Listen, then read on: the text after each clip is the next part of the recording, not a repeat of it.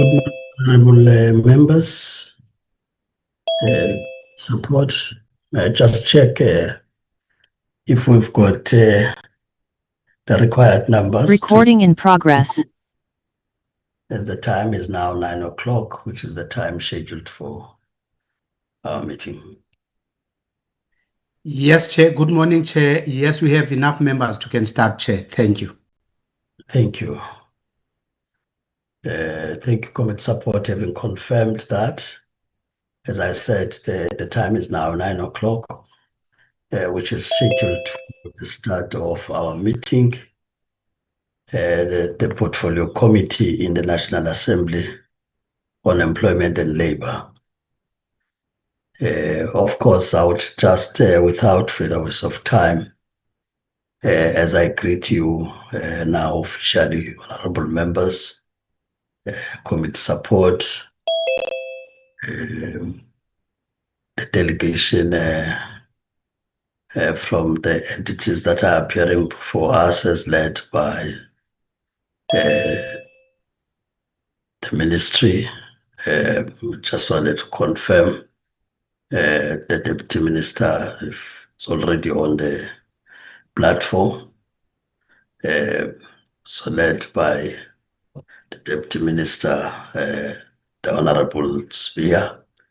That's the one I can see on this side. If I'm missing the other Deputy Minister, my apologies, but I acknowledge that the team is led politically by the ministry. In this case, the Deputy Minister Spear, the ADG, as well as I said, leaders of the entities appearing before the committee, civil society structures that are the platform, South Africans who are following deliberations of the committee on the platforms made possible by Parliament. The tablet, participation in the work. I will then, as we start, because I'm going to lay out the rules. So others already are guilty of not adhering to the rules before we speak to them.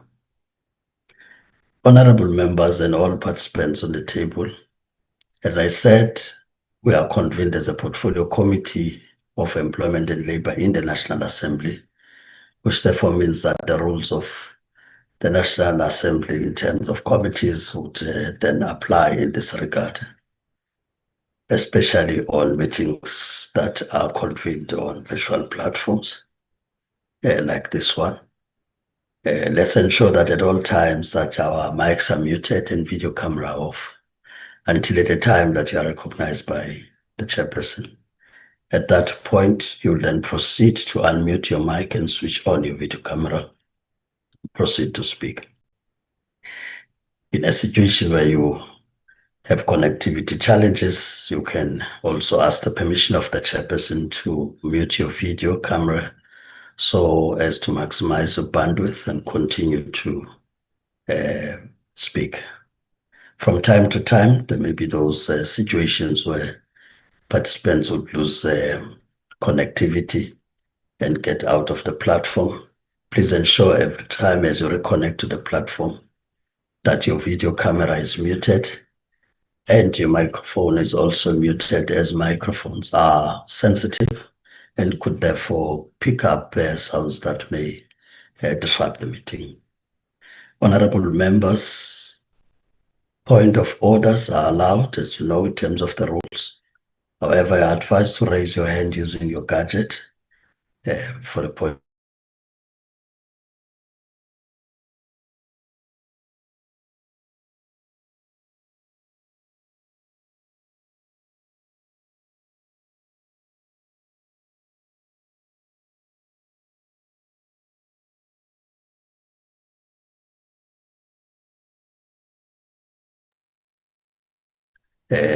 Host, please make sure that you don't mute the chair because now I'm muted by the host.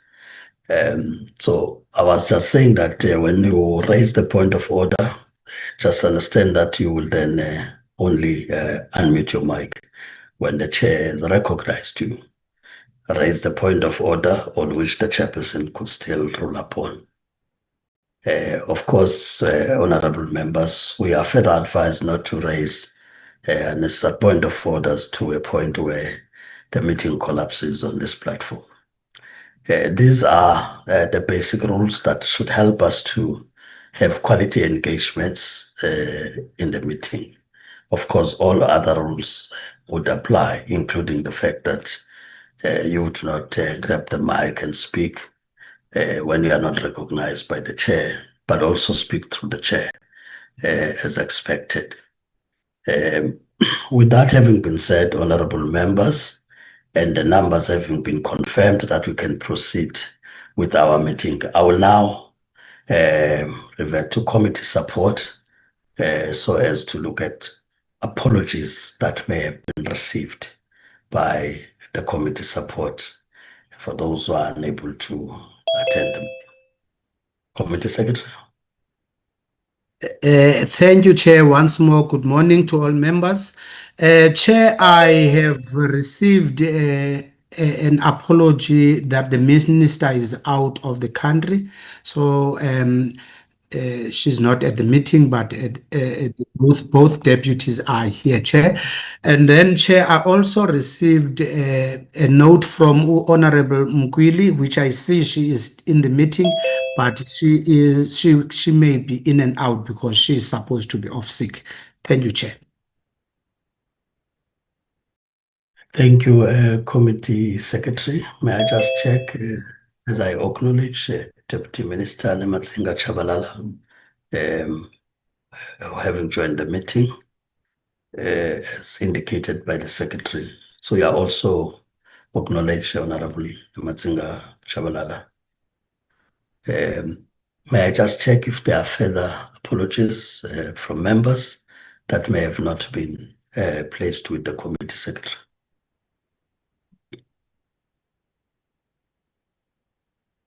I take it that there's not on the side of the ministry other than the one of the minister that would have received. If there was to be something to be placed on the record, deputy ministers and the ADG. I take it that then.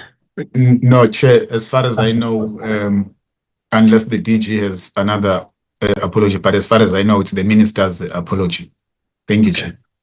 Thank you, Deputy Minister. Honorable members, those are the apologies that have been received and recorded. Of course, for Honorable Mukwili, surely the committee will agree that can only send our best wishes as she's off sick and wish you speedy recovery. And of course, we would want to see you participating fully next time around. So that's on behalf of the committee. I think I should say that and appreciate that you are able to follow the deliberations even as you are off sick. It's an area of commitment to the work of the committee. We appreciate. This includes the minister. I've seen in the social media side that it is not just being absent or apologize for not attending, but is also attending a very important task, having assumed the responsibility of chairing ARLEC. That's important for both the work we do here in the portfolio, but more importantly for the country and the continent. So I thought it's also important that we do not only congratulate at the time of appointments, but appreciate when the work is to be executed in this regard. I take it, therefore, that there are no objections on those two apologies, as there are no further apologies.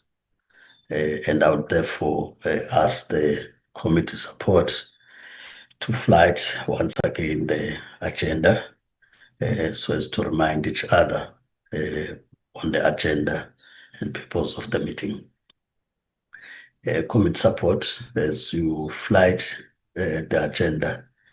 It's just important to always remind ourselves that we appreciate that people have been able to adjust to the adjusted program, which has been necessitated by changes on our planned program, where we needed to have a study tour in February, which could not take place and would only be taking place from where we are from next week. So we really appreciate, because it meant that people would have to prepare reports that they could have prepared later and bring them forward. So we do appreciate, because it makes the work of the committee to be easier, but also to utilize the time that Parliament has made available for us to hold the executive accountable, and they play ball in that regard. So we should really appreciate. So with that, honorable members, you would see that we are dealing with the continuation of the third quarter reports on performance, both in terms of meeting targets as well as the financial reporting in that regard. We started with the department and SCE, hence I'm saying continuation. Today we take 3 entities, the CCMA, the Nedlac, and Productivity South Africa, and then we'll take minutes in this regard. So that's what we are doing. And I take it that there's not been complaints from members that they have not received the information to process before coming to this meeting. So which therefore says that even at the level of presentation, we would expect that indeed the presentation would look at selling points on an understanding that members have processed the information that they've received and will be capable of asking questions if they have questions or comments in that regard. So we'll stick to the time, Honorable Deputy Ministers, we'll stick to the time when we get to the presentations. So we'll do what we usually do. We'll give the Deputy Minister responsible for introduction of this topic today to give the overview, which takes into account, of course, even other areas of interest in the work of the department as it serves South Africans, and therefore take us into confidence, whilst at the same time infusing the presentation overview of what they are coming to present before the committee. Once that is done, we'll then apply the time on the presentations. We should not be more than 20 minutes presentation. So when it's said not more than 20 minutes, it means you can still do less than 20 minutes, as long as you cover the main points. But it shouldn't exceed the 20 minutes, so that it allows also time for the committee to make engagements and get responses before we get to the rush hours of people trying to catch up transport to go to the house. So if we can just manage in that way, I think that should help us a great deal. You are once again welcomed, Deputy Ministers. As I said, you know who has been given the responsibility to lead us today, and we're giving that opportunity as it is now 9:15.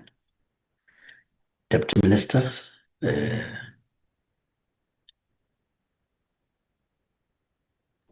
Thank you very much, Chair. Chair, with your permission, I don't know whether you may allow me to switch off my video and just present without having it on, because I'll just show face, Chair. I think you can see that is me.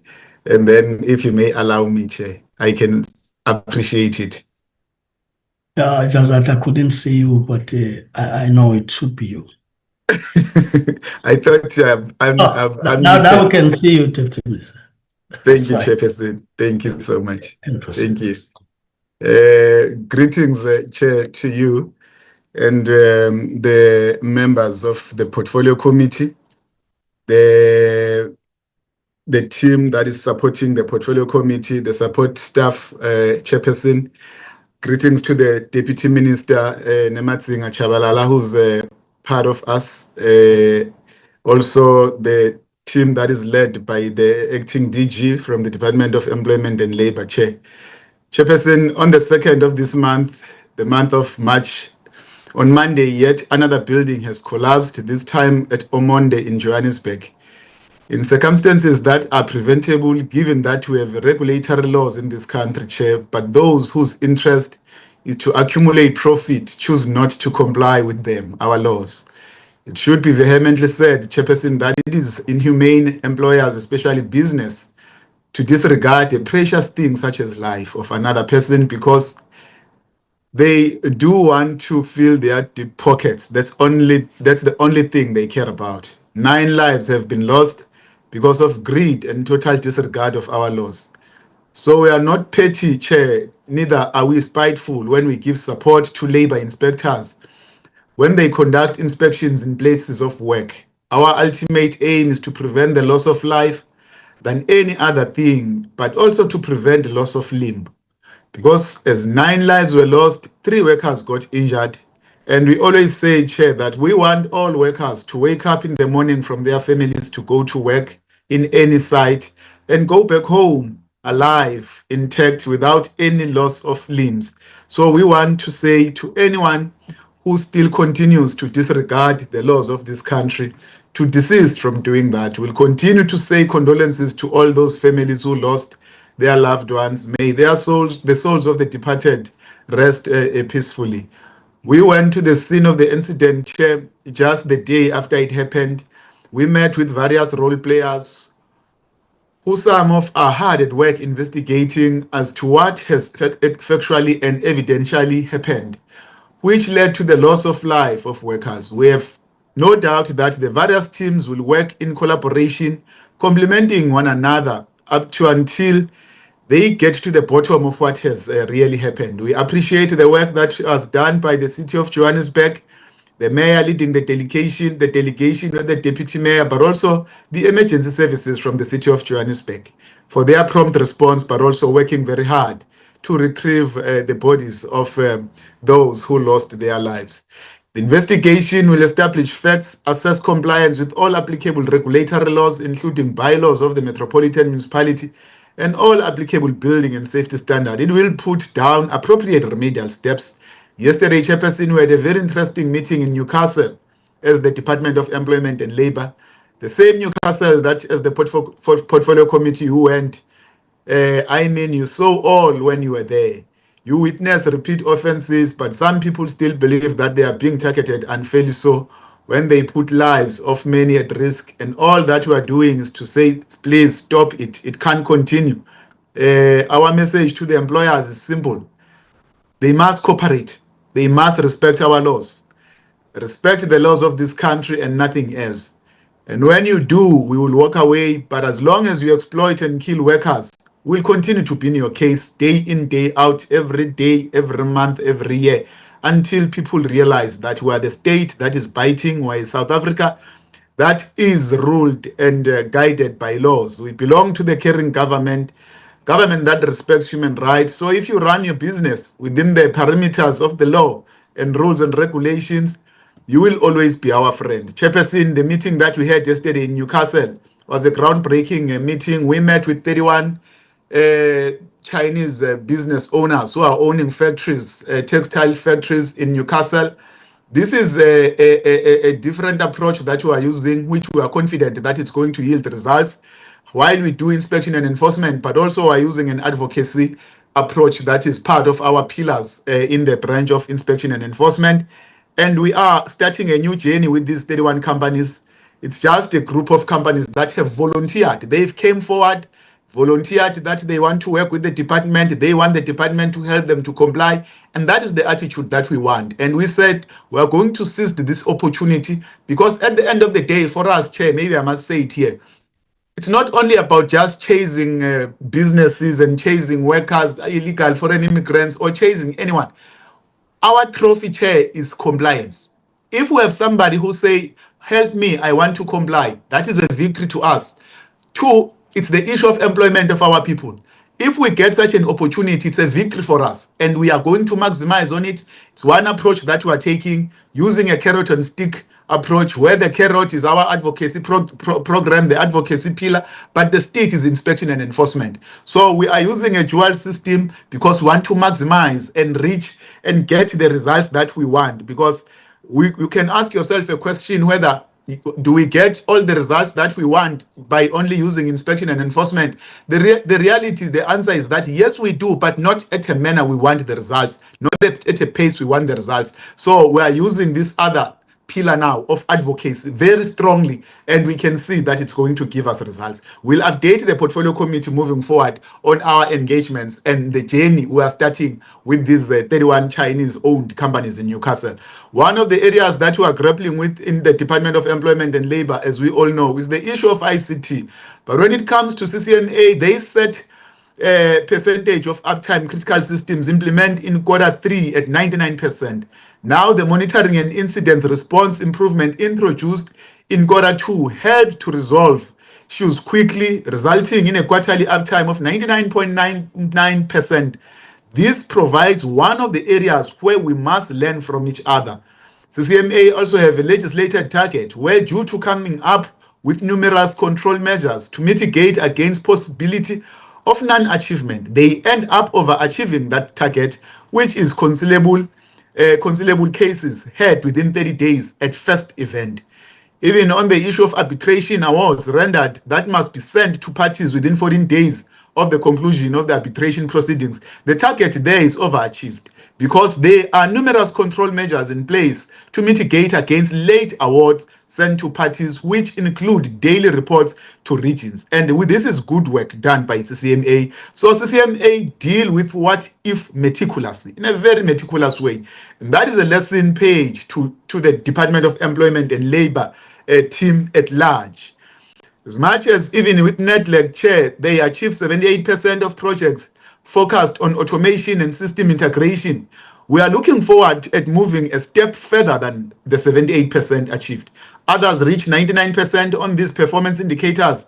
The lives of CCMA, so Nedlac can also do that. And we are confident that we are going to see a greater improvement. In relation to the thematic dialogue series held annually to forge consensus and build stakeholder capacity, with each series reflected within a dialogue series report that is approved and published within 30 days of the last dialogue, Nedlac achieved this performance indicator.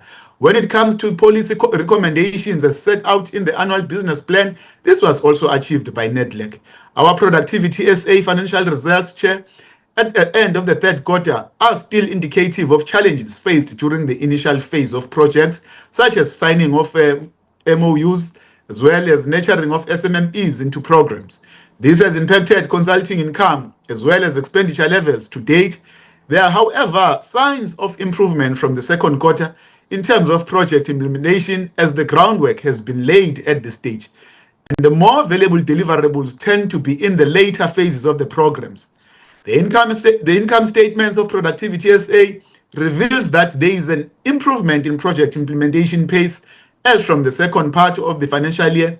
Consolidated operating deficit incurred is 1.2 million as of December 2025. In the second quarter, Productivity South Africa reported a deficit of 1 million, showing a slight upward movement as a result of revenue shortfalls and curbing of unavoidable operating expenditure.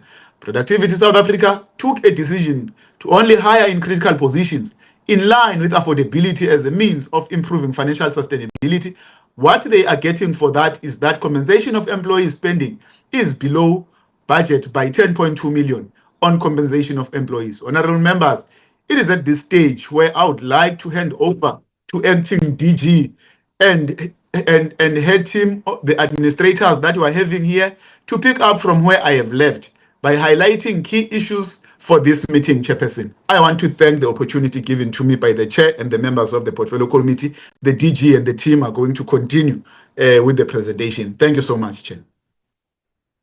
Thank you, Deputy Minister. As we give to the DG, the time is now 25 past. You can then proceed from that. Thank you. Thank you, Chairperson. I've switched on my video and kindly request that I switch it off in the interest of bandwidth. I won't be long. Is it in order, Chairperson? Yes, please proceed. Thank you, Chairperson.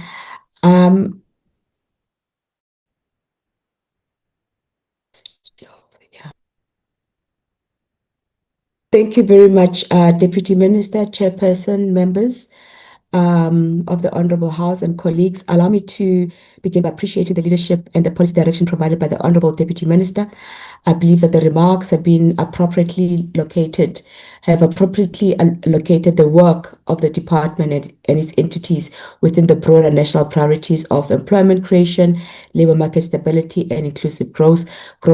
And from the administrative and institutional perspective, the department and its entities will continue to focus on translating these policies into measurable programs and service delivery outcomes across the labor market system. And during the third quarter of 25-26 financial year, the department's key entities have generally demonstrated strong operational performance, with most performance indicators being achieved against planned targets. And as Deputy Minister has already comprehensively addressed these, in the interest of time, I will request the colleagues from the entities to present accordingly, to prioritize strength in terms of the presentations as per the program of Parliament. Can I then request the colleagues be mindful of the time to start with the presentation and making sure that they're flattered and addressed appropriately. With that being said, thank you very much, Chairperson.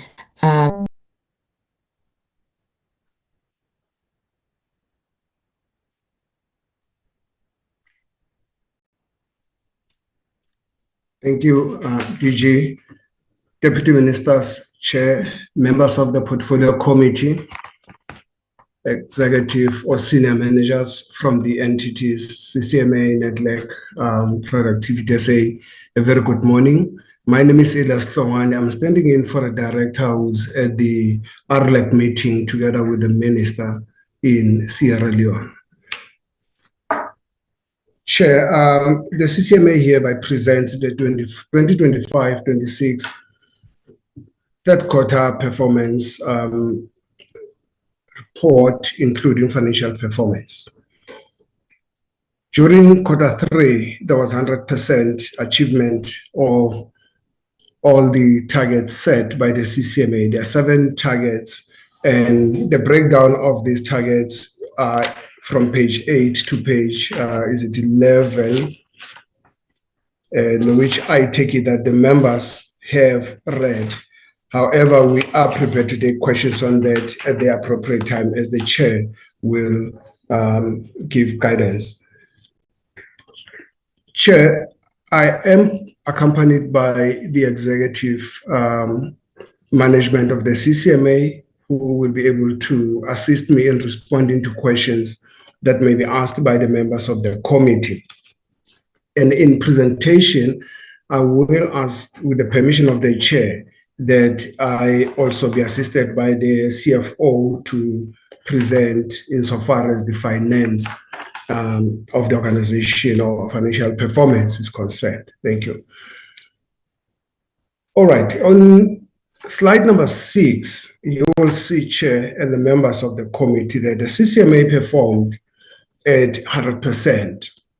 All the targets were met, and what you will see on the left is actually the 2024 2024-2025 performance of 8 targets, and CCMA still maintained 100% performance during the third quarter of that year.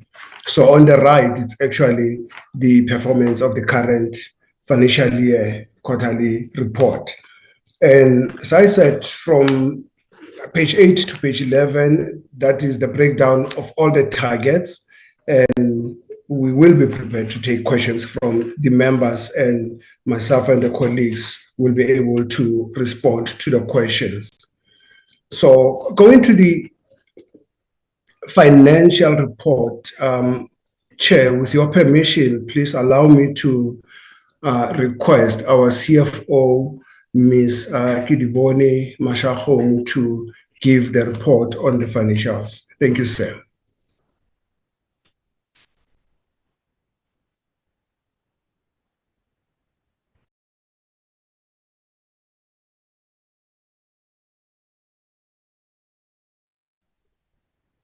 Good morning, Chairperson. With your permission, may I proceed? No, please proceed. Thank you very much, Chair.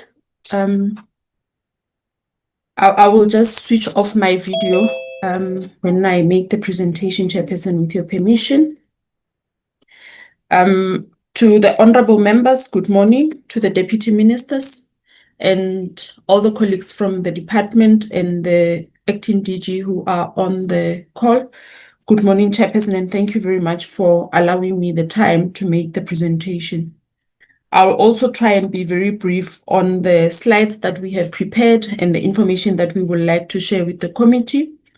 I will then take you to slide 13 as projected, because this slide contains the overall financial performance of the CCMA for the financial year up until the third quarter.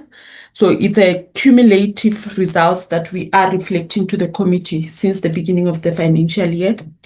And it's providing that overall view. Chairperson, what is denoted on the slide is that as the CCMA, we have spent 72% of the total budget that has been approved for the financial year.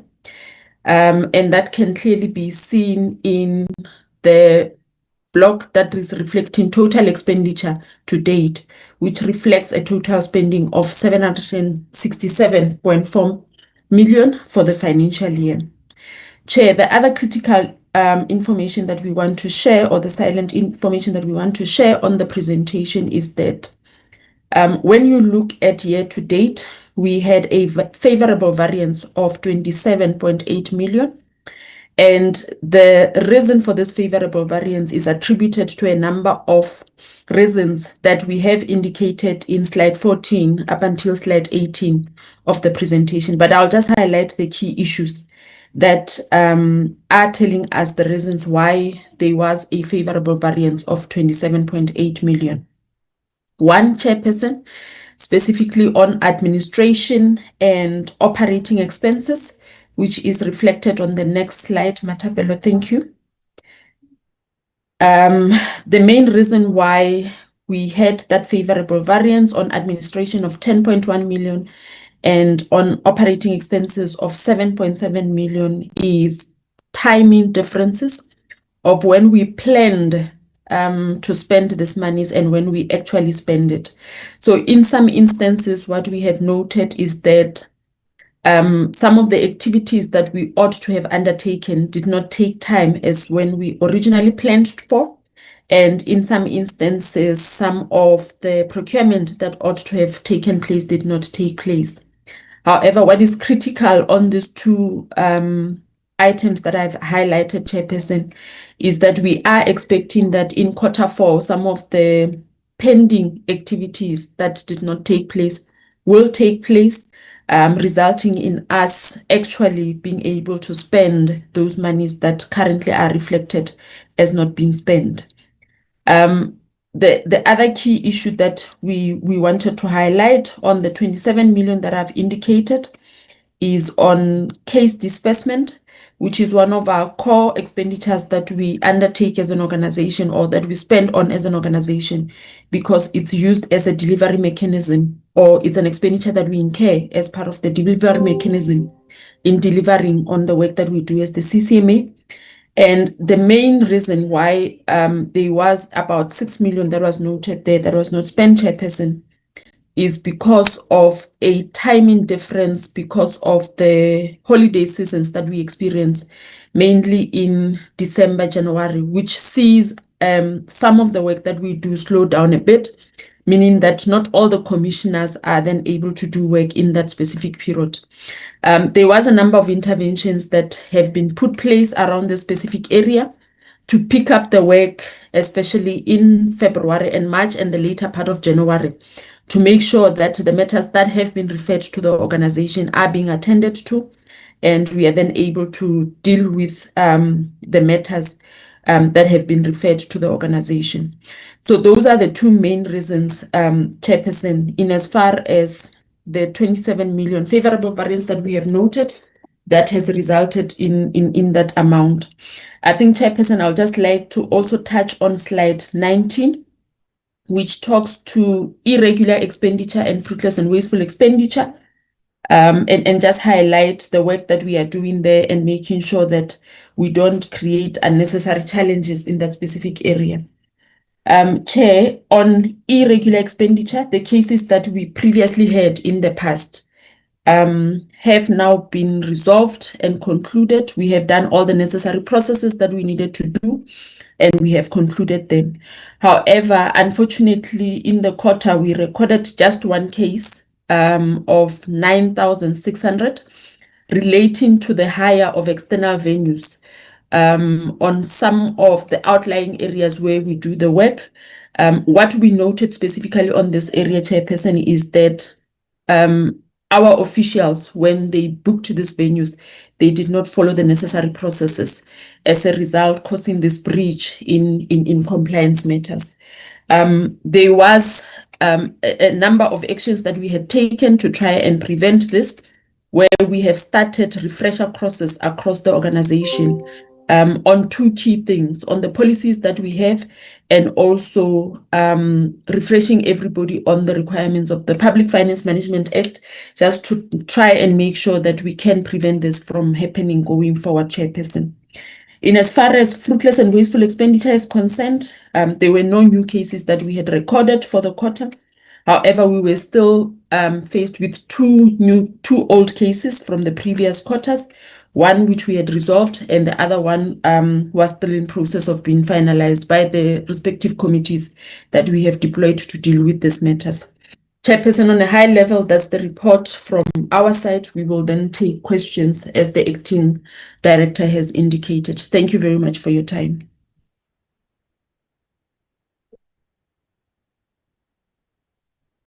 Let's move, Nedlac.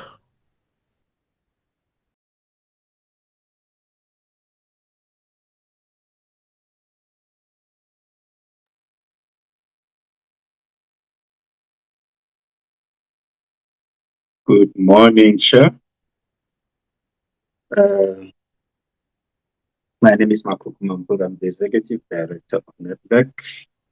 I will introduce the presentation, and in which case, that matter will move on to the next slide. I'll hand it over to our Manager for Public Finance and Monetary Policy to take us through the detail.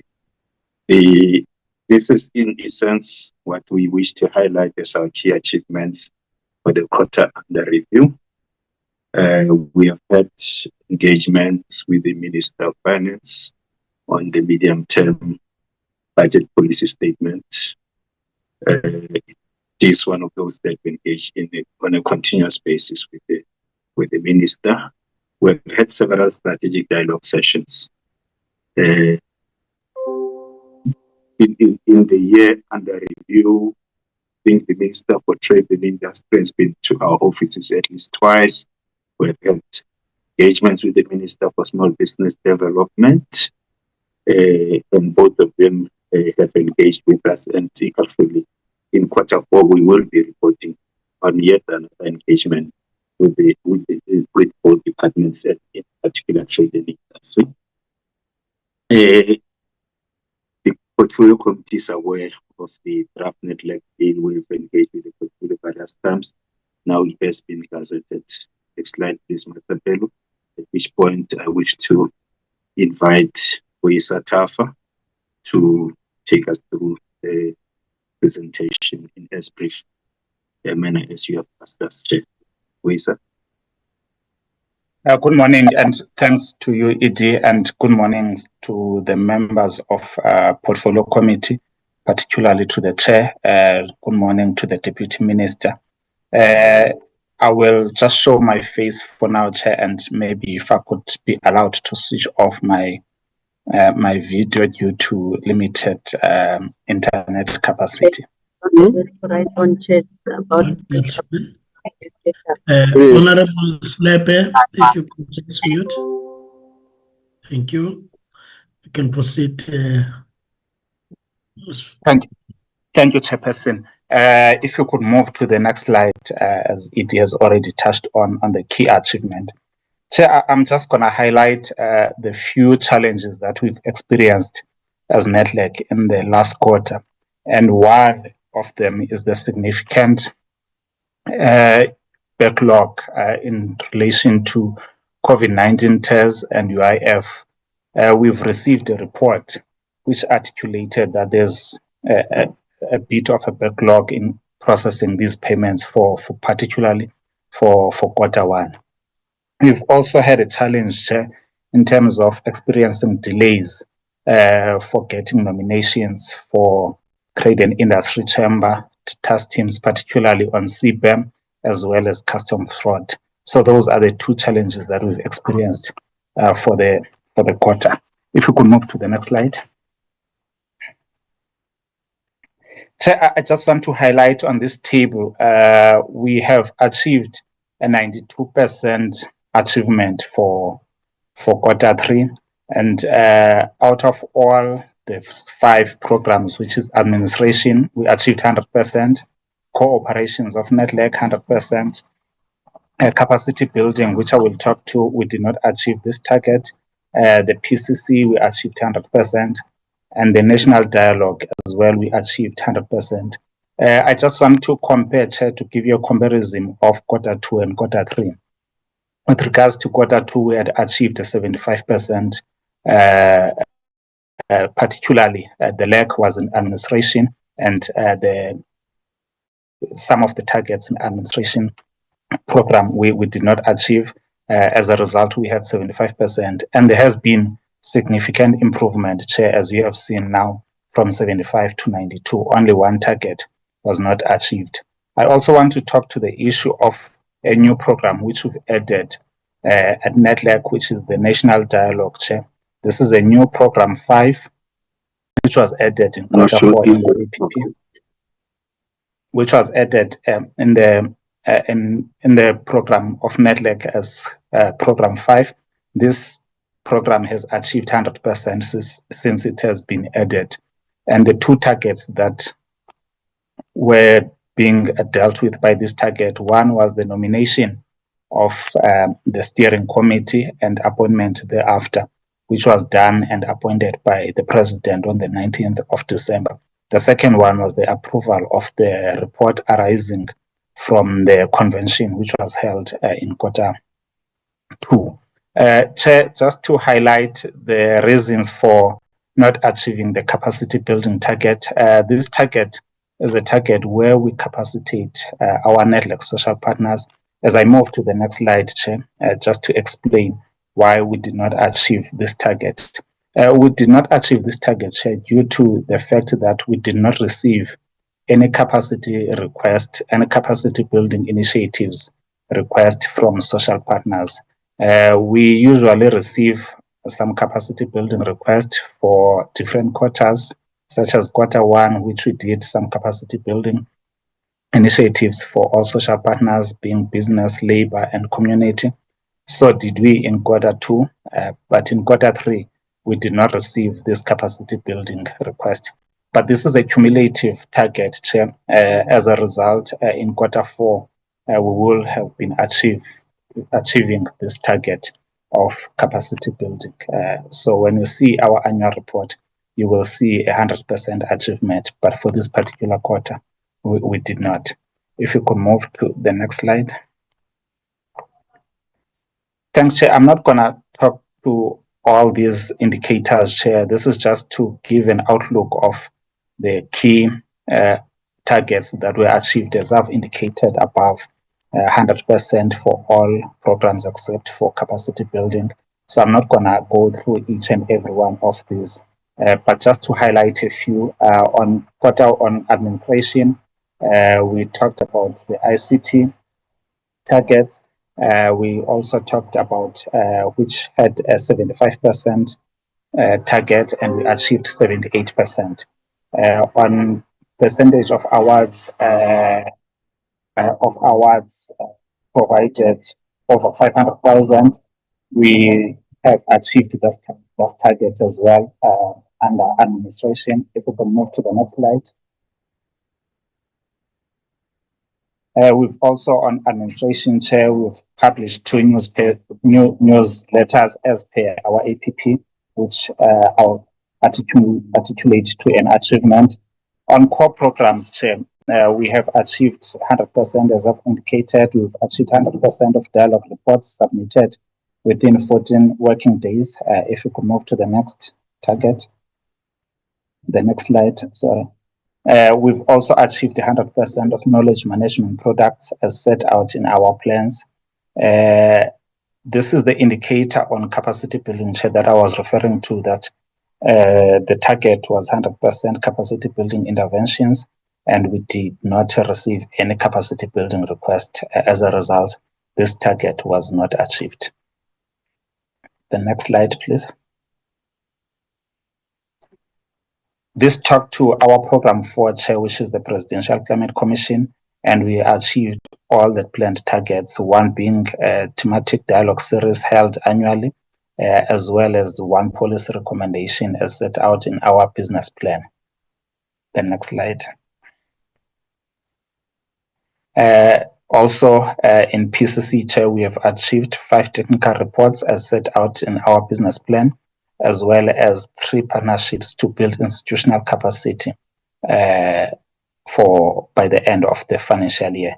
So we did achieve all these targets. These are the targets that I was referring to, Chair, in relation to the national dialogue, whereby we had 70% of sectors nominated by their respective sectors. As a result, the steering committee was appointed by the President, and the approval of the report arising from the National Dialogue Convention held in August. If we could move to the next slide. Chair, I'm not going to talk again much about this. This is just to highlight the progress going forward, which is a spillover to quarter 4.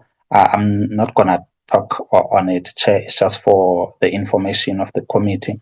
But I've outlined the progress which have been made for quarter 4. Thank you so much, Chairperson, and I will hand over to the ED if there's any input that he needs to make. Thanks. Chairperson, with your permission, I invite the CFO just to give us highlights on our financial performance. Thank you. Good morning to you, Chairperson. Good morning, Chairperson, honorable members, deputy ministers, and DG and colleagues. Yes, I'll be taking the committee through the financial report for quarter 3. And just to note here, there's a slight error on the date on top. It should read 31 January, not 31 December rather than 31 January. Apologies for that error. So I think I'll be focusing mainly on this table with regards to our quarter 3 year-to-date figures. And I think the most important context to bring to the committee is that the approved budget you see in front of you is the revised budget after the revision needed to be made for the allocation that was made for the national dialogue process, which I think my colleagues have already referred to earlier. The allocation was about 132 million, which, as you can see, would have then been more than 100% of our normal budget allocation. So it was a significant increase to our original approved budget for 25-26. So starting off with our revenues, on our grant revenue for our programs 1 to 4, which excludes the national dialogue, all revenue and is in order and there's no variances. That material variance that you see of 93 million is in relation to the allocation made for the national dialogue. There is a larger allocation that was made, or let me start off with the initial allocation that was made in August of 25 million that was received and then received and accounted for. The larger portion, which as you can see at quarter three, that variance of 93 million is in relation to an amount still to be received. With regards to that allocation, that amount is expected to be received in this month. I think all of the paperwork has been processed from our side and submitted to DL, who are busy processing it and will then make payment in due course. So that's the main reason why you see a significant variance on the grant income. With regards to donor funding income, the variance of 3 million is due to an amount received of 8.8 million compared to the budgeted amount of 11.9 million. This relates to our donor funds for the PCC, the Presidential Climate Commission, our program 4. And this amount was not drawn down on due to savings that have been identified on expenditure line items in relation to the PCC. So there was no need at that point to draw down on that amount, and that's the reason for that variance. However, there's not expected to be no shortfall when it comes to the PCC expenditure come the end of the financial year. On the interest and other income, there's a smaller variance there, and that the reason for that is interest received on the largest substantial funds that we've received in relation to the dialogue, which have been invested with the CPD. Maybe then to talk to the in-kind revenue that will basically be allocated and accounted for as part of the year-end processes. And again, a lot of it relates to the PCC, and maybe the more substantial portion relates to in-kind potential revenues for the national dialogue process as well. So we are busy collating that information, and as part of our financial year-end process, those amounts will be verified and then accounted for. In terms of our expenditure on compensation of employees, there is a saving of 3.7 million, which accounts for vacancies throughout the programs, the various 4-5 programs of Nedlac. With regards to goods and services, again, you're seeing a very large variance, and these variances normally wouldn't be shown on Nedlac's side because of the nature of our budget being much smaller. But again, this basically talks to savings on goods and services in relation to the national dialogue process. There's basically been a lot of delays in this process. I think the initial plan was that a lot of the dialogues would have started around about the end of quarter 2 after the convention that took place in August. But due to the various delays, the expenditure hasn't moved as budgeted for.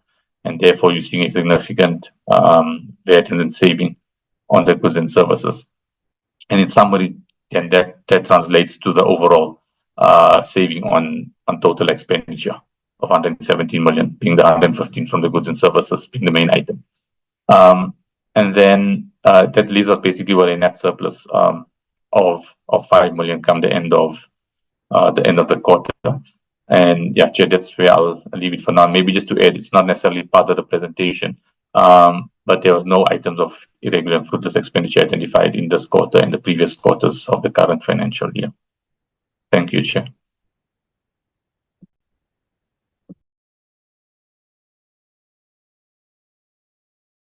You would like to say?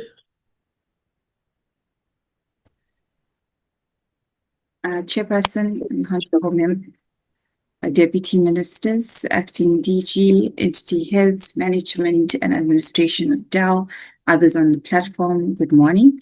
Thank you for this opportunity to present to the committee today. With your permission, Chairperson, may I switch off my camera?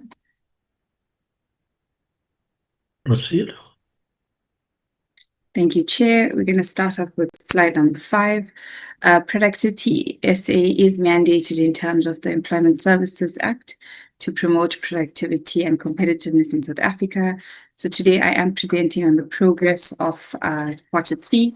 I am Amelia Naidu, the acting CEO from Productivity SA, and I'm joined with the CFO, which is Josias Moloto.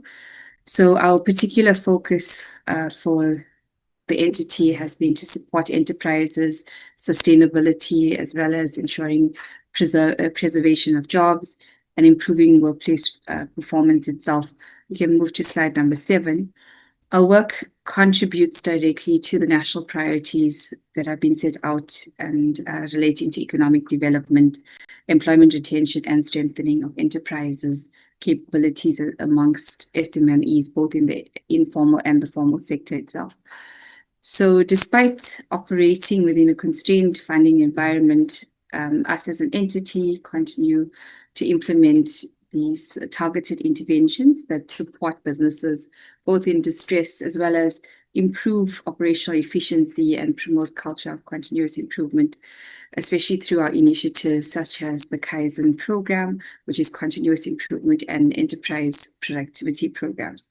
So in today's presentation, I'll outline the progress made and the challenges that we faced with, as well as the strategies that are being implemented to expand, especially on the impact of Productivity SA in supporting these enterprises, making sure that we are protecting the jobs and contributing to South Africa's broader productivity and competitiveness agenda.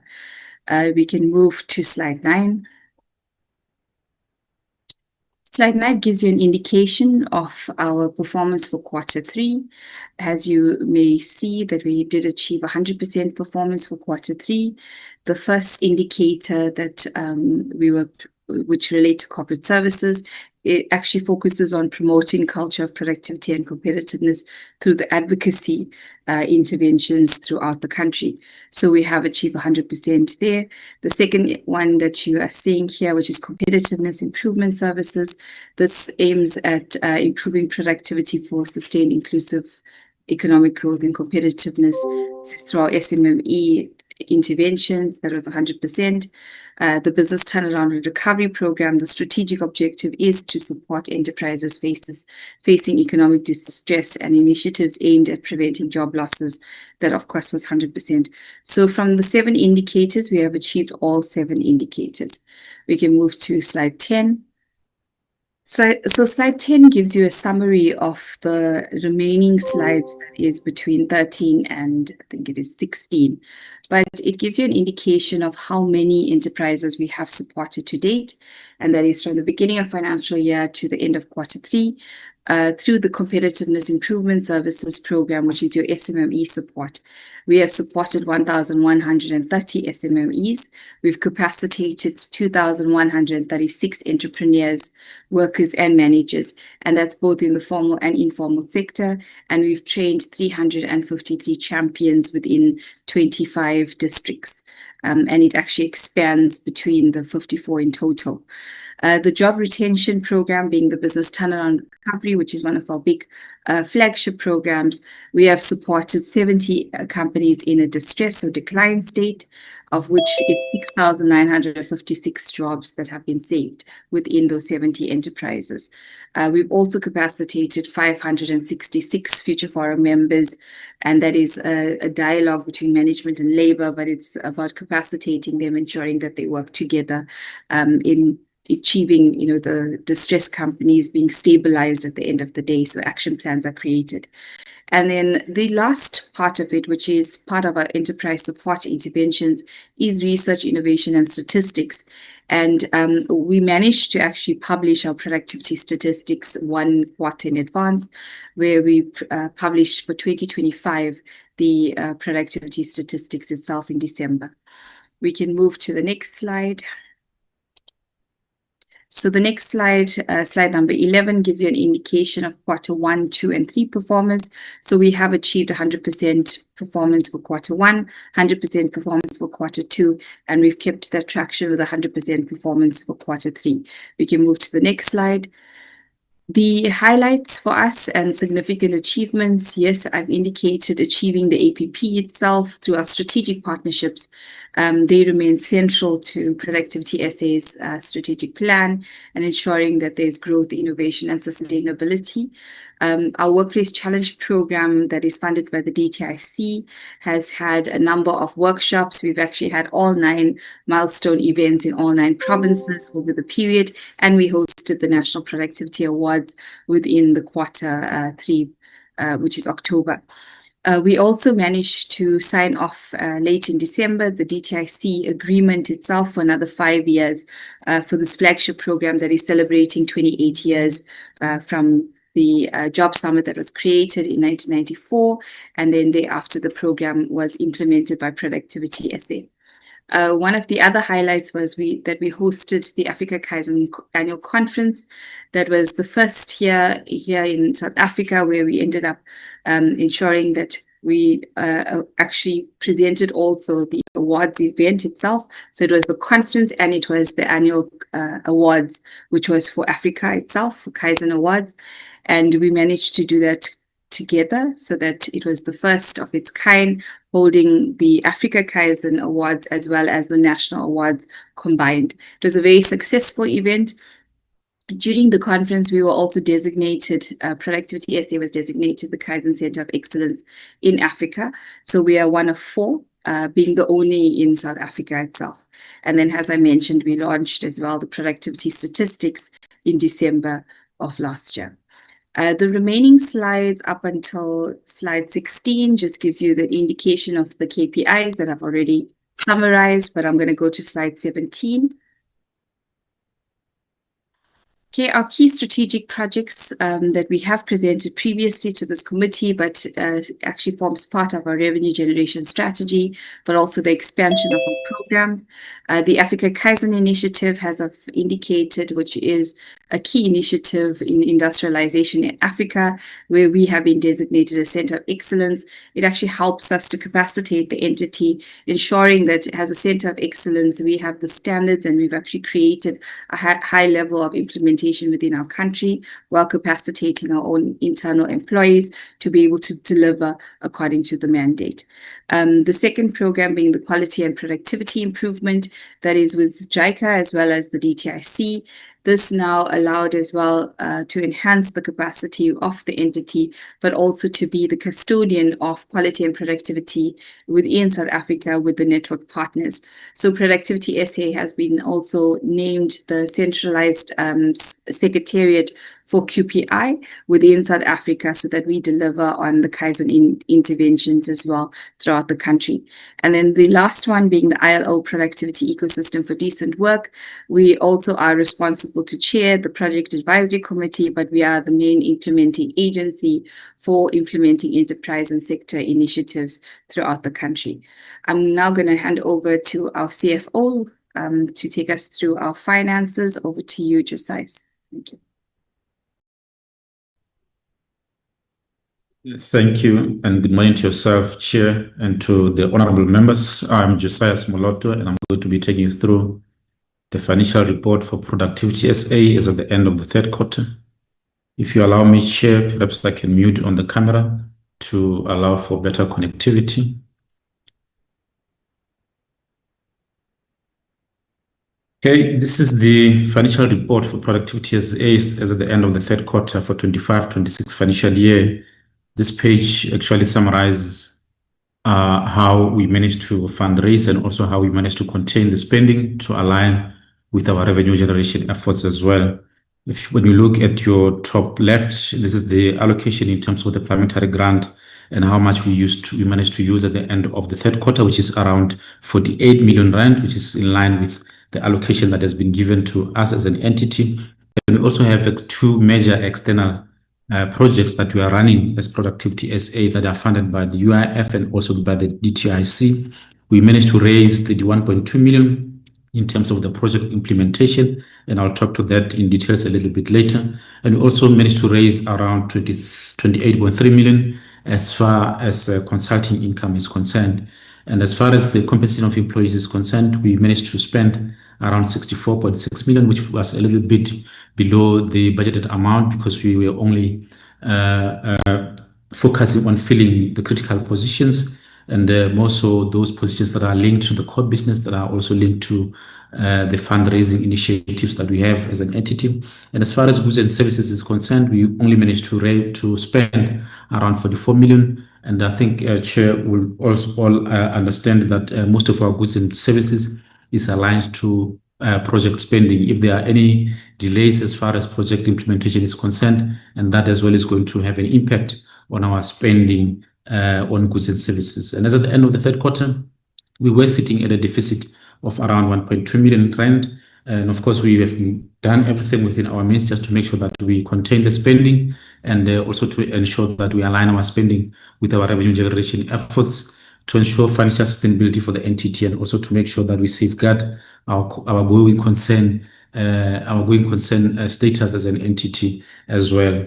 Can we perhaps proceed to slide 21, where I'll just be talking to the details as well as they relate to the financial report. Slide 21, please.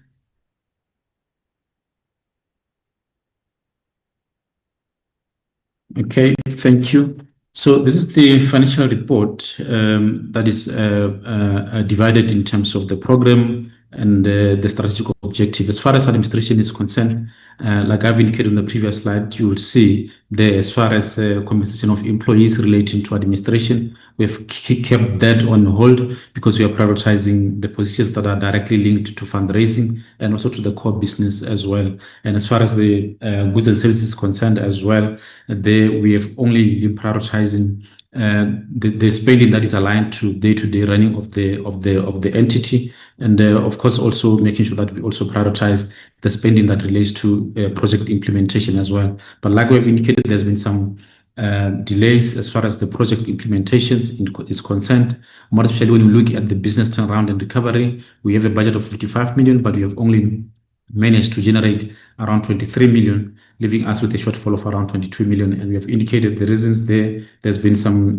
delay in signing off of the MOU and therefore having also a direct impact on the implementation and also on the nurturing of the enterprises that we are supposed to be giving support there. And of course, we have come up with a catch-up plan just to fast-track the project implementation. Comparatively, when comparing quarter 3 with quarter 2, there's been some slight improvement there, but we're still lagging behind. But we're intending to make sure that we are going to continue to catch up just to make sure that come the end of the financial year and also going into the new financial year that we are at par as far as the project implementation is concerned and as far as ensuring that we implement all the deliverables that are attached to the project before the contract comes to an end in 2027.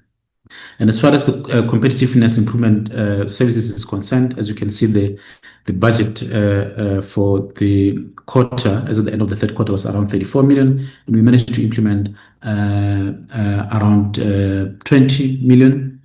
And there is a shortfall there of 3.7 million, and that as well is due to the project implementation delays there. And of course, we also have a catch-up plan. I think we are in a much better place as far as the CIS is concerned, and the project implementation there is at par. When you look into January and February, we managed to catch up there. We should be in a much better position come the end of the financial year as far as the revenue generation is concerned there.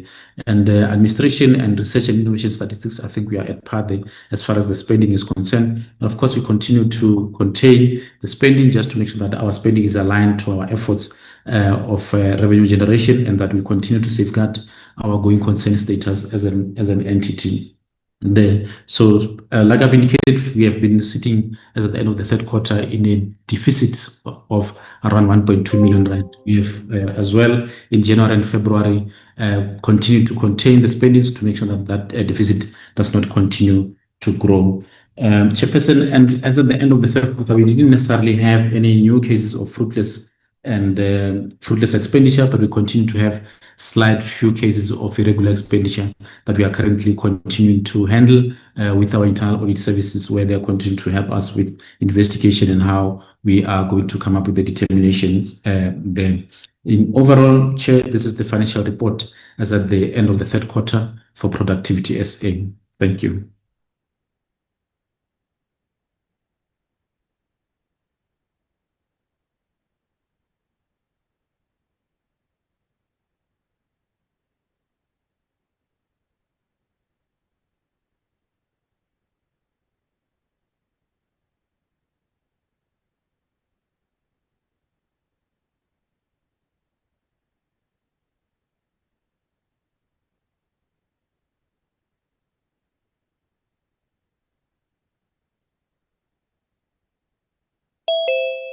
I take it that ADG and you will now bring it back.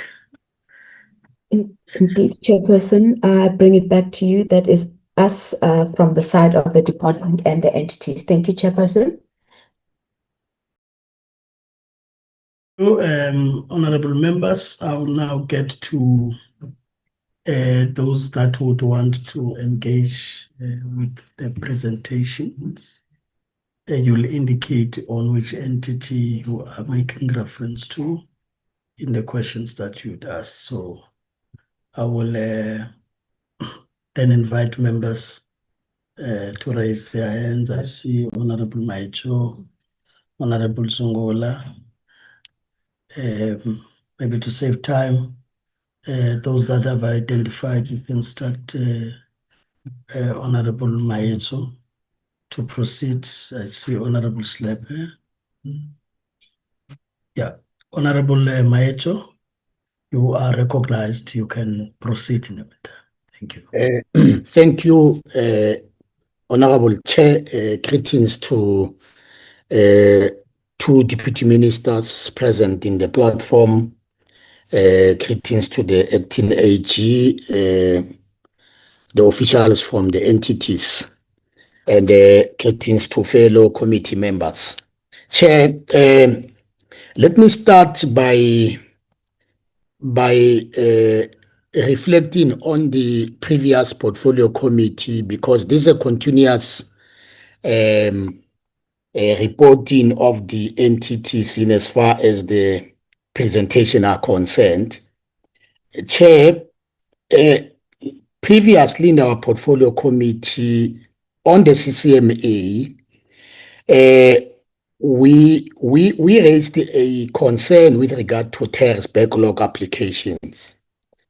And we were given by the minister, I think, the minister indicated that there were administrative challenges in as far as the processing of the applications were concerned. Now, we want to pose a question to the CCMA. Given the ongoing backlog of TERS applications, particularly from Black-owned SMMEs in the previously marginalized communities, what specific steps is CCMA taking to expedite the application in adjudication phase?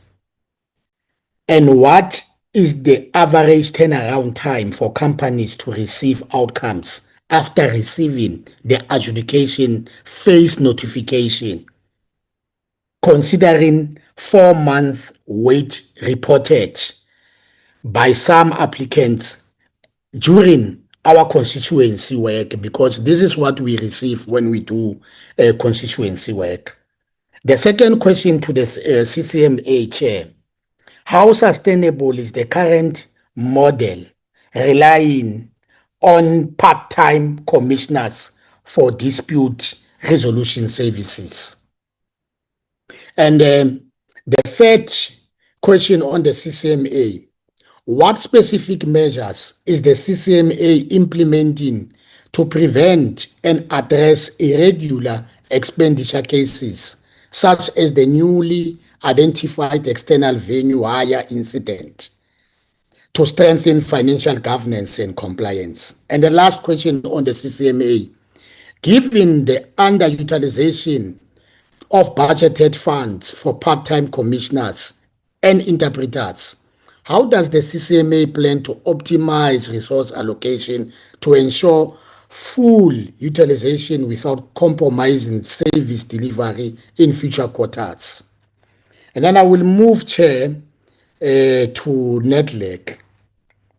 On the Nedlac, Chair, how will Nedlac improve program implementation to avoid delays in future reporting periods?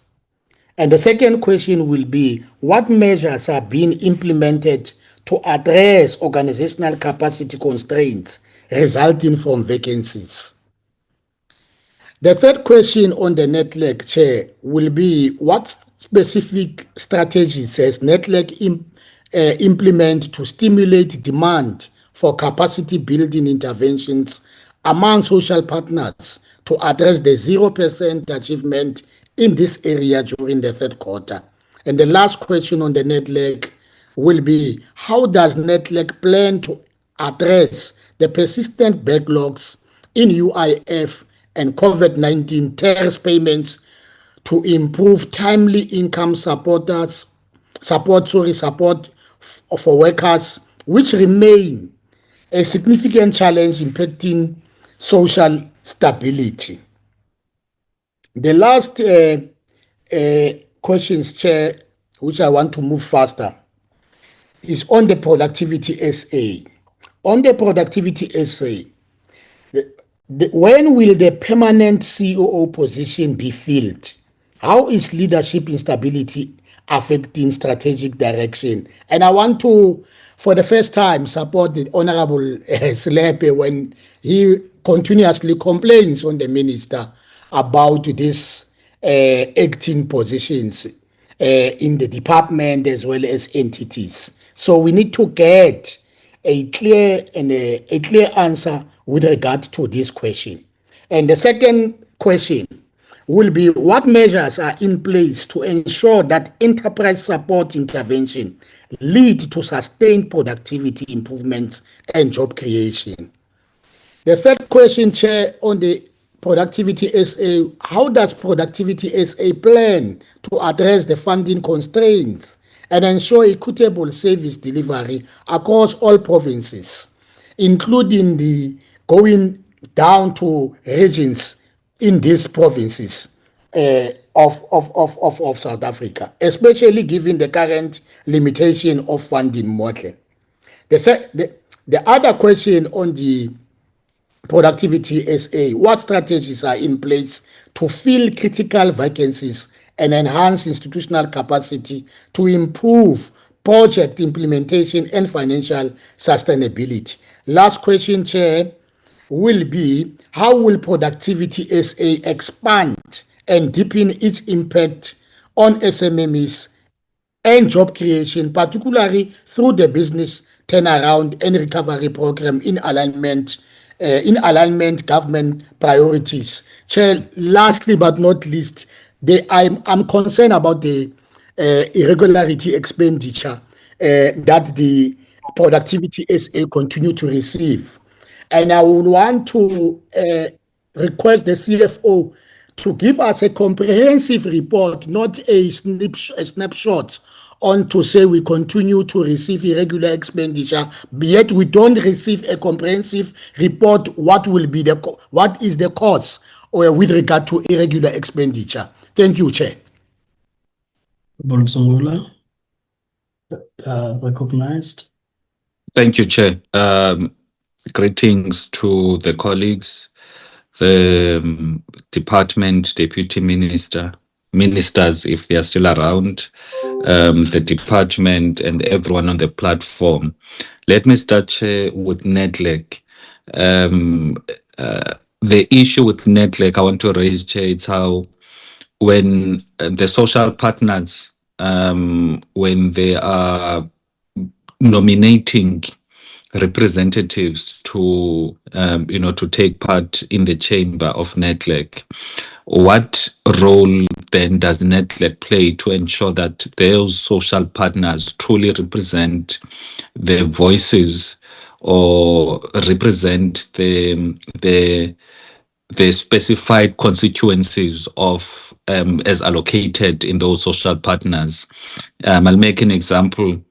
If someone is supposed to be representing the NGO sector or civil society, but if that sector or that constituency ends up nominating someone who's clearly known and is part of government, my understanding is that would dilute the voices of the intention of what Nedlac is supposed to do, which is to bring together different voices.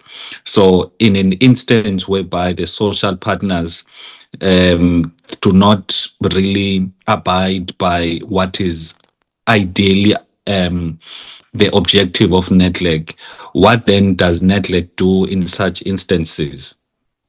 And then there is the national dialogue that is a core. Then what corrective measures are in place to ensure that those activities of the national dialogue are implemented by Nedlac. And then let me move to the CCMA. The issue that we face with CCMA is the disputes that are there between employers and employees and employers. Sometimes they take quite a long period of time. And in that case, you find that there's then an impact, especially it impacts negatively the employees, particularly because the employees are without work at that particular time. So what is the plan of the CCMA to address that, to ensure that you don't have a case where employees are disadvantaged by CCMA taking very long to adjudicate or finalize the dispute between employees and employers? And then the other issue is that is prevalent in the CCMA, it is the issue of corruption amongst the commissioners. So what then is the strategy or the plan to prevent commissioners from colluding with employers when it comes to the matters pertaining to adjudication of matters? Do you have lifestyle audits that are done? Do you rotate commissioners? Have you had any instances or instances of corruption that has been reported? And what do you have stats of how many commissioners have been reported by the employees on the collusion or corruption? And then the last point on this issue is really to understand whether is the CCMA sharing information to the public, especially the cities, the employees, about what to do when there's any foul play that is foul play that is seen between the commissioners and the employers, because I think it's very important that citizens must be able to know this is what they must do in any instance that is reported pertaining to the commissioners acting in a manner that is unethical. And then the last one I want to address, it is the productivity SA. Now, for me, I think the biggest issue, it is productivity SA really working in a manner that leads to actual job creation and sustainability of jobs being created in South Africa. Therefore, I want to understand that the current funding model, as it is more reliant on project-based funding, how is that then sustainable for productivity SA? And then the other issue I want to raise is that what are the strategies to ensure that the services of productivity SA do cut across the different provinces, especially I want to say the neglected rural provinces, whereby most of the services of government really do not reach. We know such provinces. I'll make an example about Eastern Cape, especially in the instance of the very high unemployment rate that is sitting over 51% in that province. So those are the few issues I wanted to raise, Chair. Thank you. Honorable Zungula. Honorable Sniper, you are recognized and proceed. Good morning, Chairperson. Greetings to the deputy ministers on the platform and my colleagues and everyone on the platform. Chairperson, I think I only have got two questions. but I want to start with one that is burning. Chairperson, I think there's a challenge with the CCMA, especially with the test issue. Chairperson, now I just got where I'm staying, coming from Ekapa mine, where 1,200 people lost their employment because of the negligence that is happening with the CCMA. They started to apply for the test 2025 of September, October, yes. They were sending from pillar to post. Now they went to a stage whereby they are liquidating their company because of they not getting any assist from the test. The CCMA is no longer about people, it's about certain individuals. Chairperson, I'm strongly condemning that this is the public funds. We cannot allow someone to neglect our people. 1,000 people losing job, that is a 10,000 direct and indirect people who are benefiting from that particular mine. And now, Chairperson, it's so sad. Those people there, they had hope that the government will assist. But due to people who are in powers in those particular areas, we are saying, CCMA, can you kindly tell us who did you assist in the past 3 financial years? Can you give us the report of the companies you managed to assist with this test? Because it looks like there's colors of companies that you are actually assisting. We need to know who are those people who are so important that got assist by you. We cannot allow the situation. If the regulation is saying is 4 weeks for application and adjudication, so be it. Why you are taking so long? 3 months is a lot. Now the company we and stop the liquidation already. They've got the granting from the liquidation. We had to stop that one so that the test can assist these people, because there's people who died in that mine. They cannot account if they are taking the company to the liquidation. There will be no one who's accounting for the death of these 5 people. This because of you, test. If you have managed to stop this thing last year, we couldn't have been in the situation where the people they are volunteering to liquidate themselves. We are saying that thing. Can you please do what you're supposed to do? If there's someone who cannot perform his or her duty, can humbly vacate the office, then someone who's willing to assist our people to come and assist our people. We cannot allow that, Chairperson.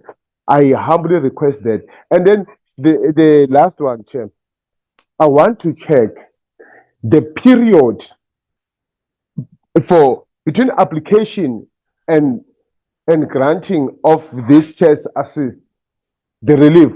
How long is that period? We want to know, and then we want to know because they cannot, if they are sending the requirement, they cannot, okay, bring ID and your driver's license. You bring those 2. Then when you got there, it said, no, you bring your birth certificate. You bring your birth certificate. Then they said, no, we forgot, bring your father's ID. They must be specific from the onset. These are the requirements. Why are then? Because this company, when we were asking them, they said, no, they said we should bring this. And then we brought the financial, they said, okay, we need the audited one, of which that was their mistake. They brought the audited one. Then now they are telling them another story. Why are they giving them piece by piece? We need to know the requirements and then the period, how long should it be? Then we know exactly. Then if they submitted everything, then grant them and give them the relief that they are acquiring. Please, Chairperson, thank you very much. Honorable Slepe, I now recognize the Honorable Mpele and request that Honorable Maitso, Honorable Zungula, and Honorable Slepe has done so. Lower your hands so that I know if you are raising a point of order or not. As we proceed, Honorable Mpele, the platform is yours. Okay, thank you very much, Chairperson. First of all, let me greet yourself, Chairperson, the deputy ministers that are here today, the members, our MPs, and also the officials that are here. I think, Chairperson, in most cases, and especially on the issues of the CCMA, the honorables has really covered me, and also Nedlac. The only thing that I can ask from Nedlac, when they're talking about the nurturing of the SMMEs, I would like to understand what do they mean about that in terms of the nurturing of the SMMEs. Then the other issue, I think on the issues of I will only touch on the issues where I'm sorry, the honorables have really covered me, and especially Honorable Maitso has really covered me on many issues, and Honorable Slepe. And then just to emphasize on the issues of the irregular expenditure from the productivity SA, that what are the remedial action are they taking to make sure that those irregular expenditure, they don't happen again? That is also very important. But at the same time, I would like to check the most important part when the productivity SA says they promote the productivity for sustained, inclusive economic, economic growth and competitiveness. Now, I would like to find out as well that, and the fact that they are also including the SMMEs, which are formal and informal. Now, I'm sorry that I'm going to echo honorable members on that one, that we would really like to know those SMMEs that they have intervened, which are they, maybe the list of them, maybe one day we can go and visit just to make sure that at least we know that there's a good work that has been done and so forth. But on the other hand, based on the budget that I have seen, I don't think there's there's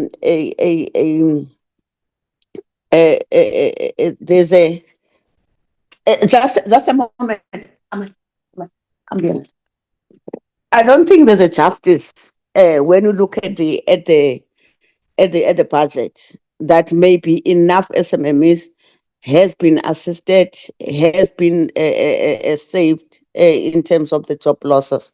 If you still remember, Chairperson, there's a time that I have raised this, actually in numerous times, that in terms of the SMMEs, we need to be very clear that which SMMEs are we talking about? Are they really getting any assistance in terms of the in terms of those intervention, saving their job, and how are they, so that we understand ukuthi bathola kanjani, basizakala kanjani. And then when we talk about the informal, can the productivity SA tell us which informal businesses are they talking about? Because as far as I'm concerned, when we talk about the informal business, we're talking about an ordinary person that is sitting on the street for the survivor. So which then I would like to know which informal businesses are they talking about, informal SMMEs, because there are especially in the retail sector, like I have said, maybe do they have a database of them and so forth. And then now in terms of the constraints they are having in terms of the funding, so that they are able to can extend their services to the other provinces. I think that it needs to be looked at.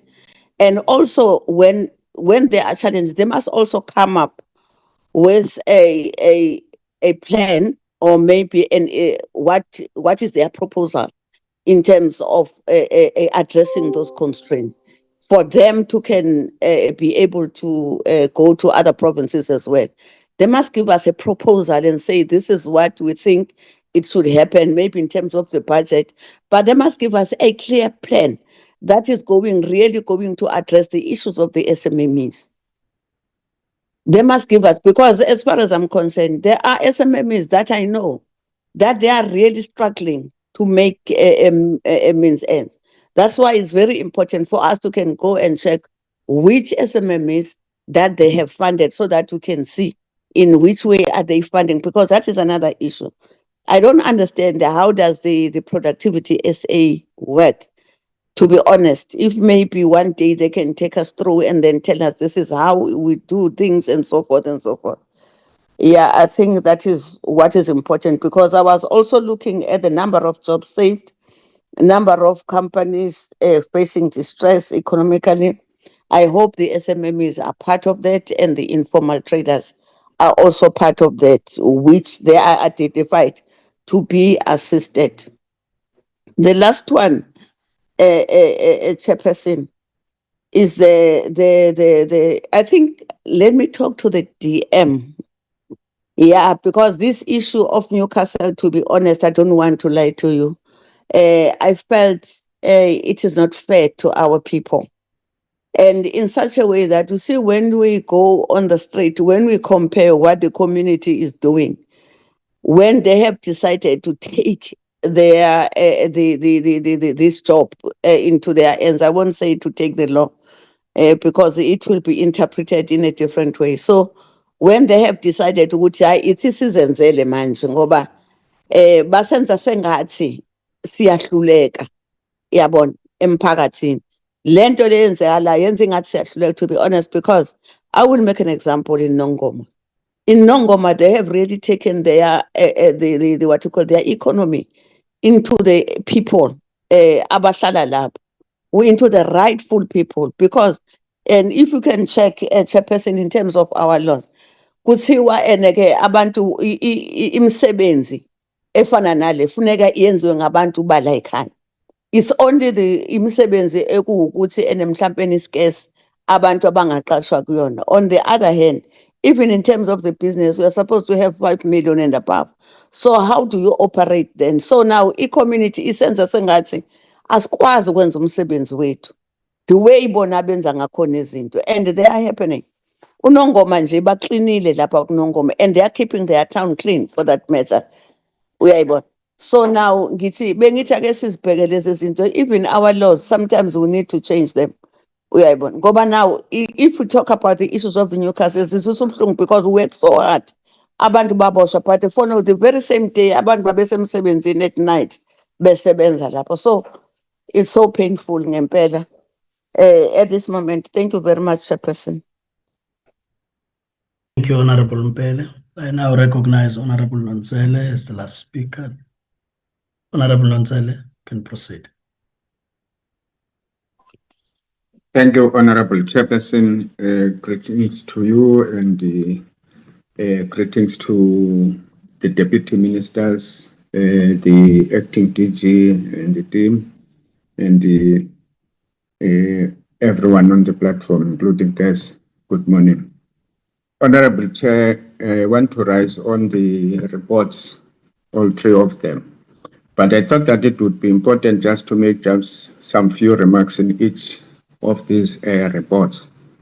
The first one is with regard to CCMA, just a few observations that the presentation reveals a willingness to go beyond planned activities, exemplified by additional training sessions requested by stakeholders, which aligns with building a capable and ethical developmental state. However, the presentation, Chair, could benefit from the deeper analysis of underlying challenges or systemic issues that may affect long-term sustainability beyond the current quarter's achievements. This critical insight is necessary, Chair, to maintain and improve organizational agility and as well as responsiveness to labor market demands. On the financial side, Chair, CCMA expenditures prudently under the annual budget by approximately 28.2%. That creates a favorable variance, which is indicative of sound fiscal discipline and resource management. Yet, the certain variances, such as slight overspending in employee costs due to increased leave and underutilization of parts of the budget for commissioners and interpreters, highlight areas where access and allocation could be optimized. The presentation notes a new irregular expenditure case concerning external venue hire, which is a bit minor, but which underscores the importance of stringent compliance mechanisms to mitigate reputational risk and ensure public trust. We also note that there's an absence of new fruitless or wasteful expenditure, which is commendable. But vigilance, we emphasize that vigilance must continue to prevent such occurrences and promptly address legacy cases, especially to fulfill the accountability requirements in line with public sector government standards. Chair, the questions, therefore, that I would want to raise on the CCMA is that while 100% target achievement was reported, what strategies does the CCMA have in place to identify and mitigate potential risk and systemic challenges that could affect sustained performance beyond the third quarter?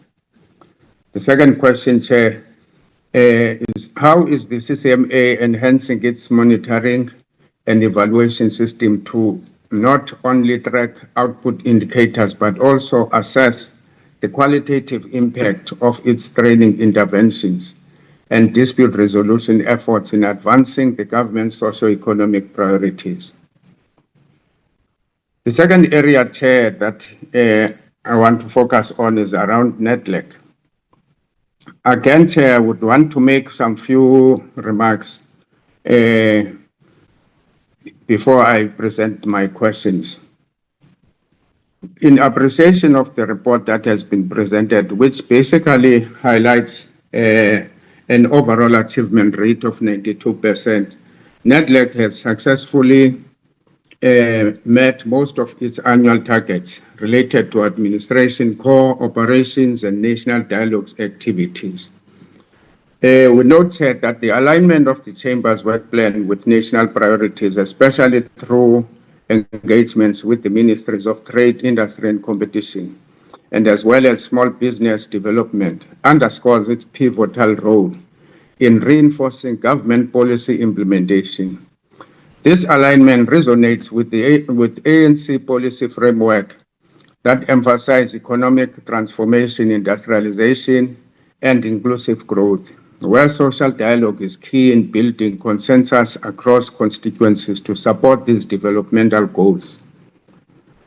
We also note that notwithstanding this progress, that the persistent backlogs in the Unemployment Insurance Fund and COVID-19 TERS payment are a significant concern as they impact workers' social protection and income stability, core areas of Nedlac's labor constituents.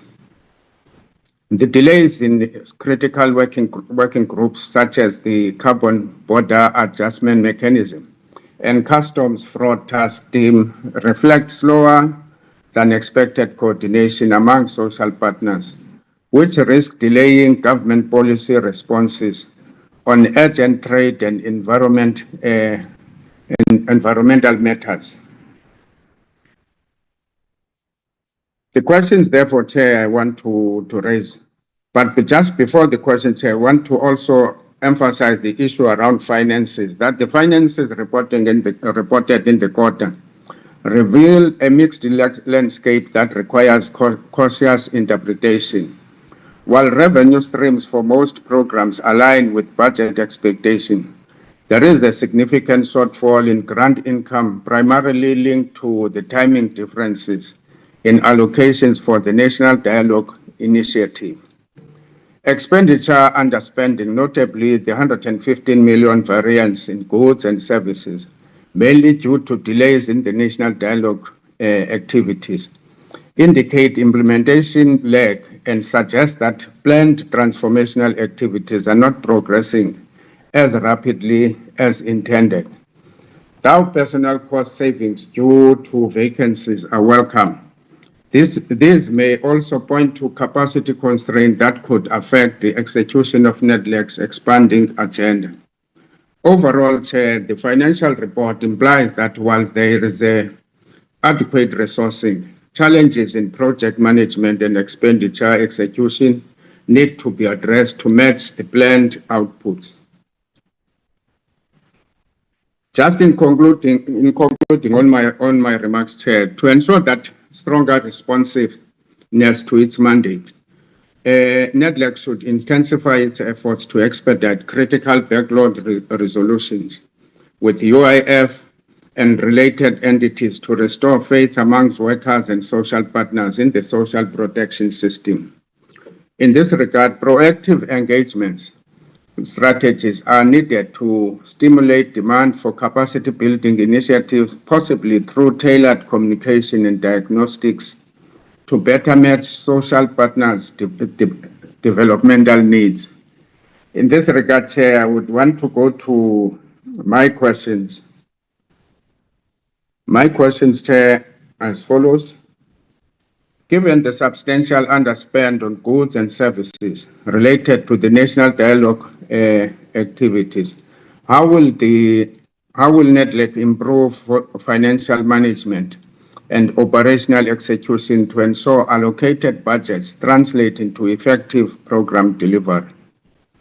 The second question, in what ways will Nedlac align its future engagements and outputs more closely with government priorities, particularly regarding inclusive industrial growth, social equity, and worker protection to enhance its contribution to the national development goal?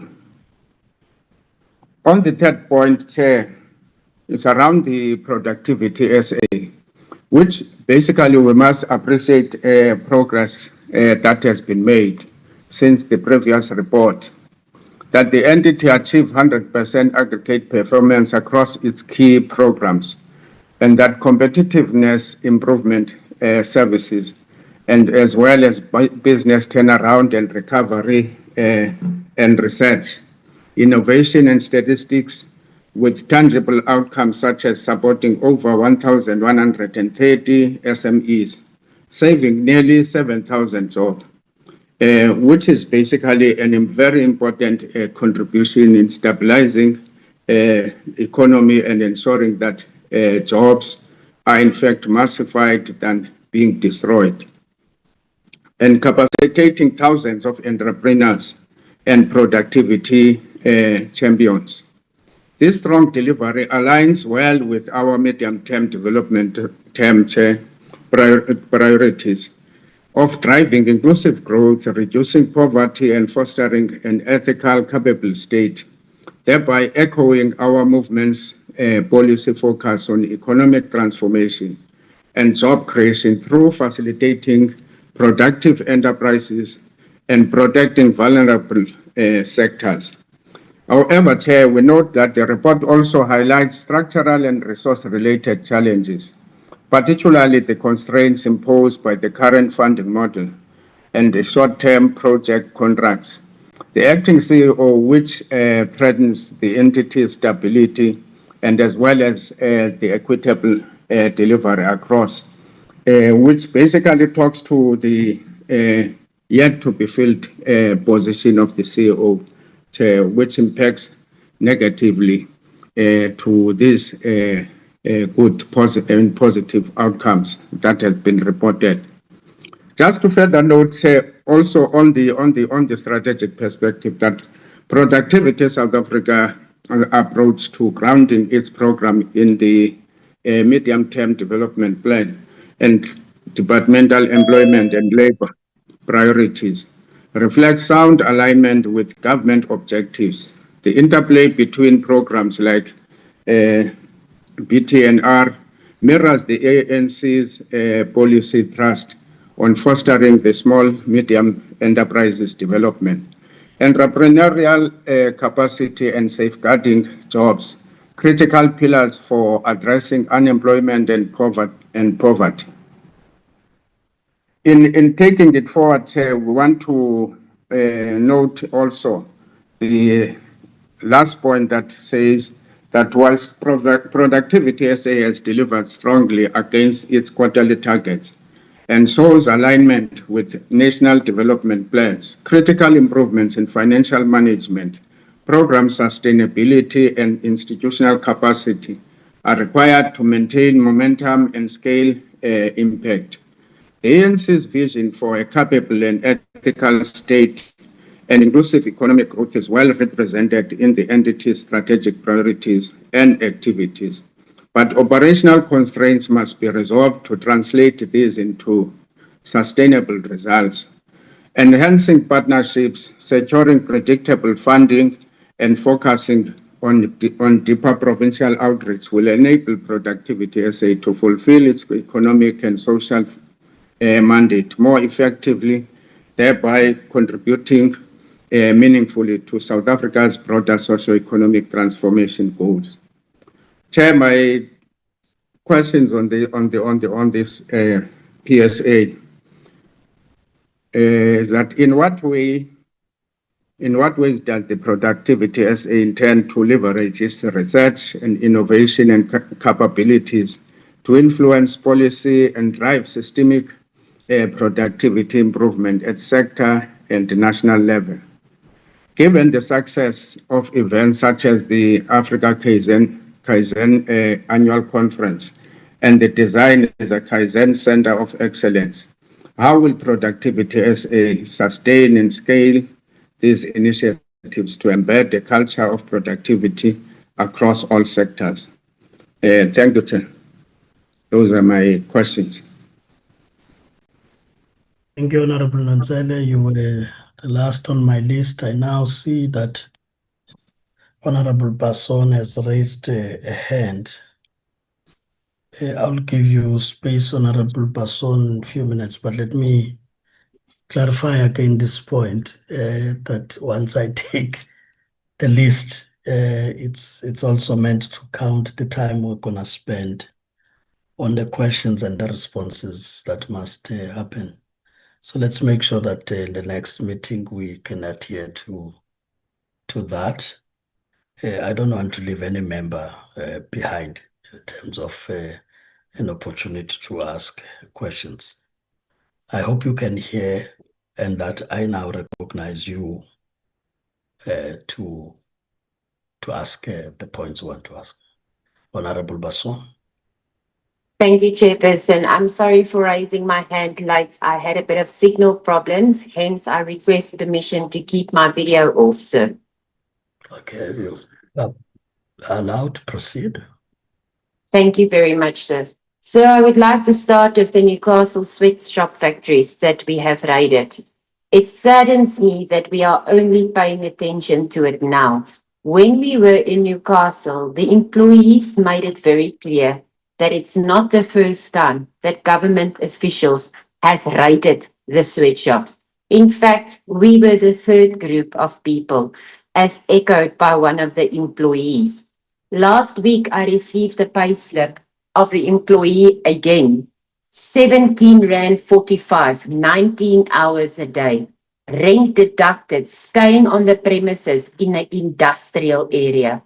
It saddens me to hear that only now many of these sweatshops has come together to say they want to comply.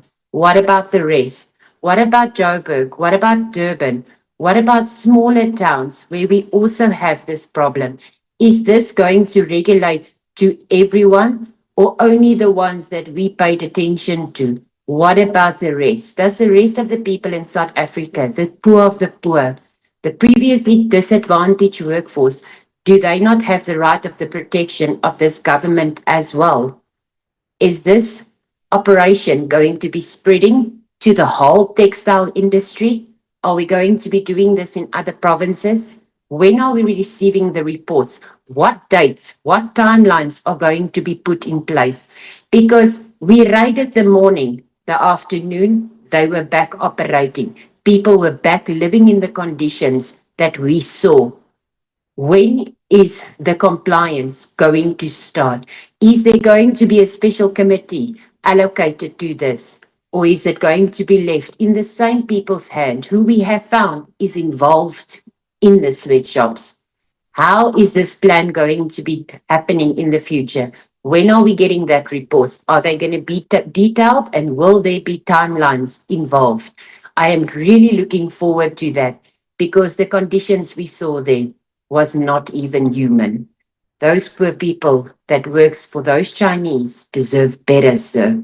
CCMA, I hear CCMA is compliant and is doing great, but on the floor, daily, we are receiving complaints of CCMA arbitrators being bribed, being biased. 90% of our workforce, who is the poor of the poor, do not understand the CCMA proceedings, yet companies are still allowed to bring lawyers where applicants has to apply for this privilege. We need to have a look at this. Thank you, sir. I submit. Thank you, Honorable Basson. I will now give to the Deputy Minister and the team to respond.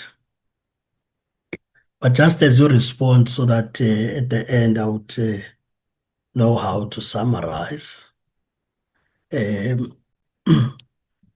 Just clarify this part about the revenue side of things and the delay in project implementation. Whether it is correct to say that you were looking at a total between UIF and DTIC of 66.8 and only getting through to 31.2. So that one knows whether that means 35.6 would have not yielded by the time you are reporting and whether this will still be coming through.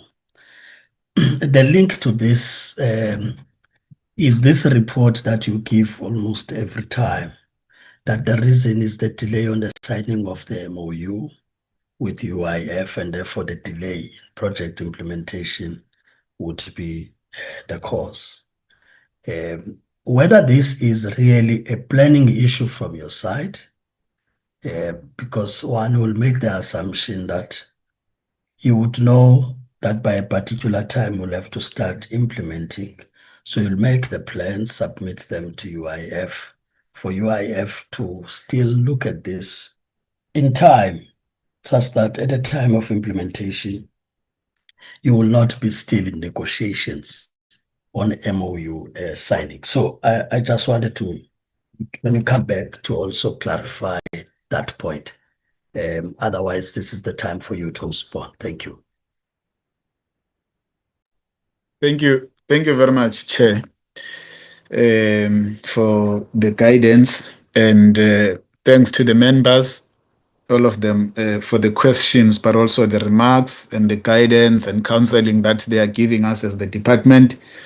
We always value this portfolio committee. We value all the remarks, but also every input that is made by the members of the portfolio committee, all of them, literally. We appreciate whatever that they say to us. We take it and we reflect on such, and we also use it usefully to do better in the department, but also in the entities. So I want to start there. Chair, I want to I'm going to just talk to few, in fact, about three issues, and then the rest I'll leave it to the officials. I'm not gonna do as I normally do. Let me appreciate Honorable Zungula, Honorable Nonsele, Honorable Mbele, Honorable Slepe. I think I'm leaving one, an honorable person as well. I want to start with the issue of TERS money and the Ekapa mine. Chair, maybe we'll need to also do a workshop, if we haven't done it, on how TERS works and how applications are done, how they are processed. What are the requirements for those who apply for TERS money to submit so that the application can start being processed? Because it doesn't mean that if you have applied, then you are guaranteed to get TERS money. TERS money is not a freebie. It's workers' money that must be accounted for, but also there are conditions to be met by the applicants. And those conditions are clearly defined. And when you apply, we give you all the requirements that you must submit. We don't give you requirements in drips and drabs and say today you bring this and then tomorrow we say you must bring that. There is nothing like that. I'm going to say, Chair, without any fear of favor, there is this tendency that when people don't do right things, it becomes easy to point at the department or CCMA or any of our entities, CCMA in this particular time, or UIF or any other. It becomes easy to point at them as if they are failing, while people who are applicants are the ones, Chair, who are not doing what they're supposed to do. We have seen this in a number of applications where people will apply and they go out and say CCMA is not processing their applications, while they know very well that they haven't submitted all the documents that are needed. It's clearly defined. It's clearly defined what is needed. Let me be specific. The issue of Ikapa, Chair, the CCMA dealt with that matter. They started to deal with that matter. They met with the mining company involved, and there were some outstanding documents that were never submitted. And I'm glad that Honorable Slepe knows that there were issues regarding the audited financial statement. Those audited financial statements were not signed. CCMA met with the mine or the owners or CEOs of the mine on the 2nd of February. The Ekapa financial manager to attend on the issues that are outstanding. On that, Chair, it was an issue of signed audited statements that were not submitted. And there is no way CCMA can start processing audited statements that are not signed. There is no way. That are independent. In fact, should be independently reviewed financial accounts that must be submitted and signed audited statements. And those were never done. Up until then, they are now going for liquidation. And you can't point fingers at CCMA. Honestly, I will say it's wrong. And the members of parliament are being misled. And I believe it's wrong for any company to mislead members of parliament, because our work is done diligently. We are committed towards saving companies. We are committed towards saving jobs. It's our commitment. It's this government's commitment. And we will do it at any given moment where we need to do it without looking at the skin color or who you are. So that one, I want to put it to rest, Chair, in that manner. And maybe the officials will add, but I wanted to deal with this personally, because I really always say we must put things and clarify them properly so that we all leave the meeting understanding exactly what is happening, just to protect as well the members of parliament, because at times people tend to mislead members with the wrong information, and members will take that information as the gospel truth, of which there are gaps within that information, of which I'm a member of parliament myself. So I won't want to see my colleagues being misled, Honorable Chair. And then the nurturing of SMMEs, it's a productivity SA question. They will respond to it. It's not CCMA.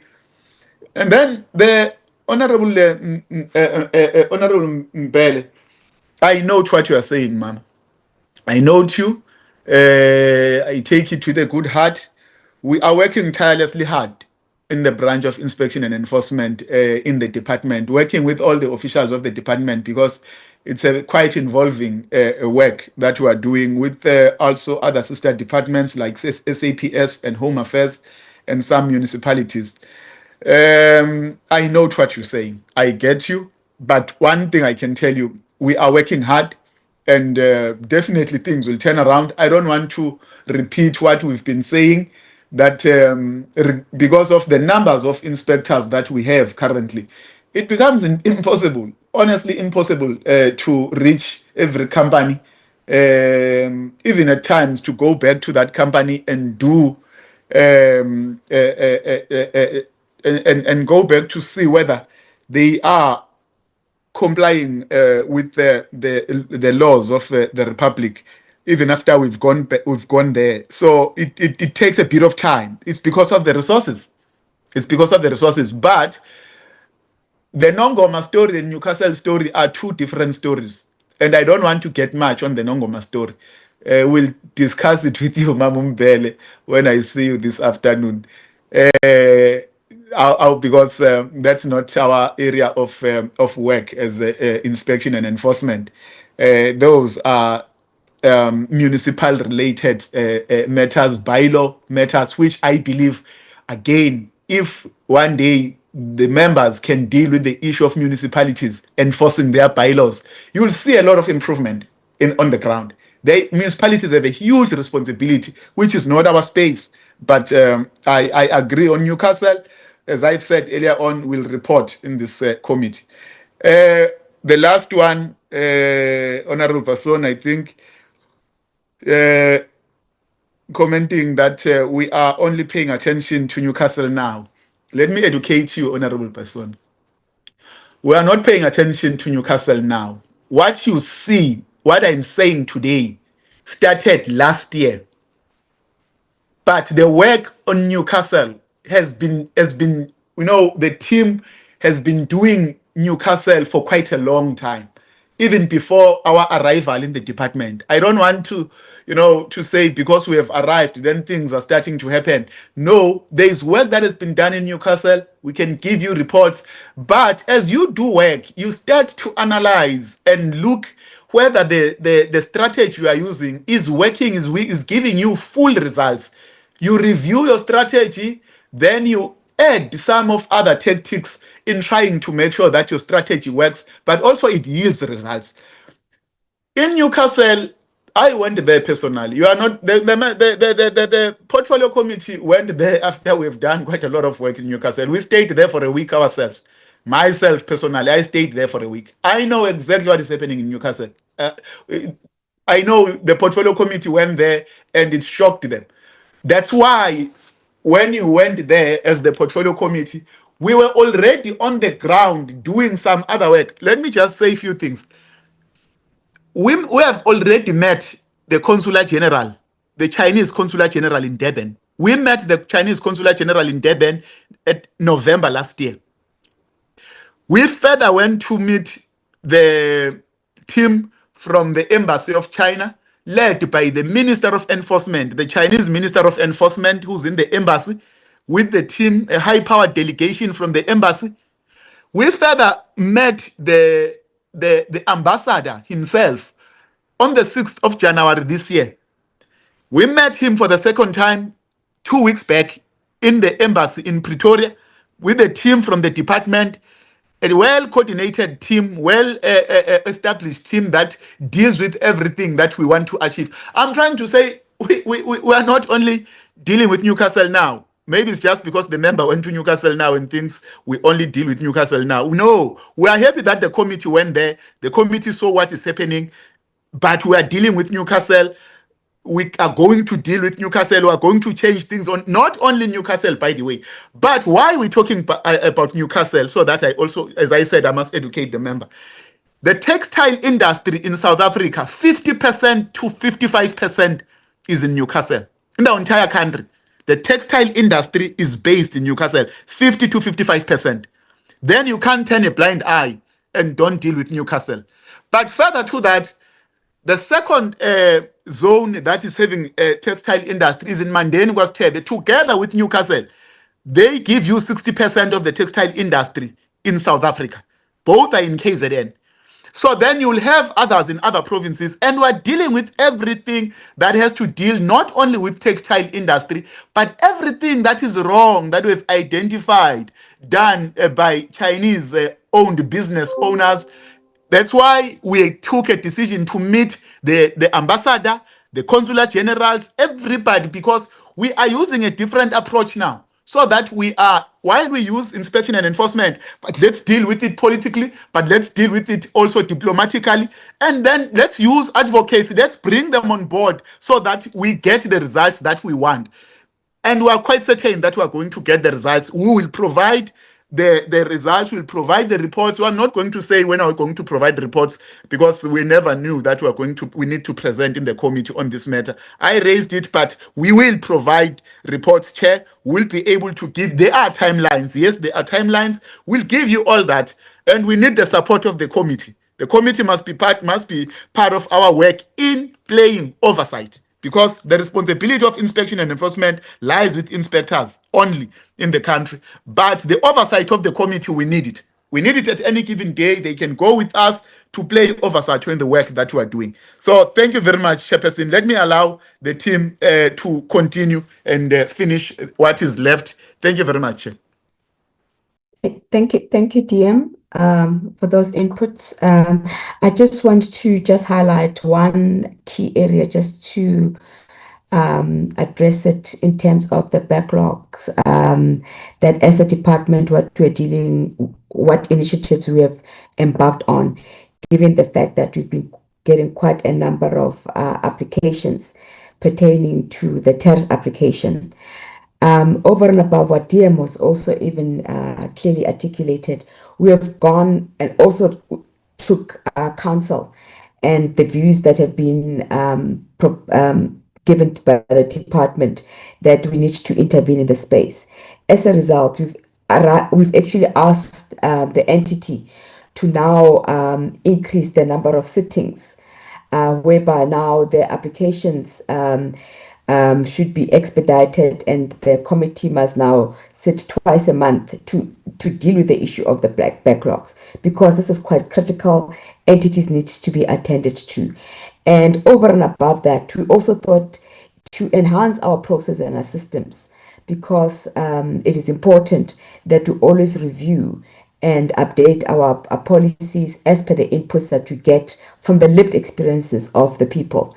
We've also now even included a layer where we're even saying that we also need to, we've included a layer of an appeal committee, which never existed before, so that people are just not applications are not just being dismissed because they did not adhere to that, but there must be another layer of integrity and checks and balances, whereby an appeal body will also look at these particular applications. So in that manner, it actually even enhances the institutional capacity and in terms of even the decisions that they're making.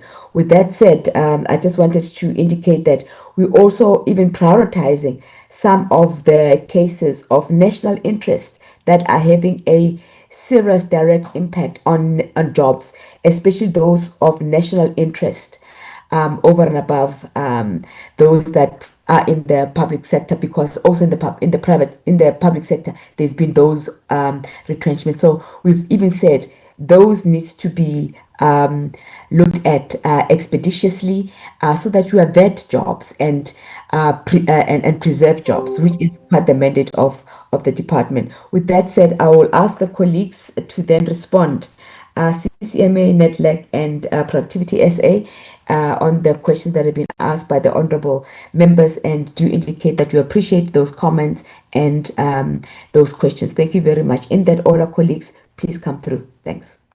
Chairperson, through you. Thank you, DJ, and thanks to the members and the chair. Chair, I will ask my colleagues to come after I've made this comment to respond to questions from the members. In particular, my comment will be on what Honorable Zungula said or raised in respect of the lifestyle audit of CCMA commissioners. Yes, we do not conduct lifestyle audit in the CCMA.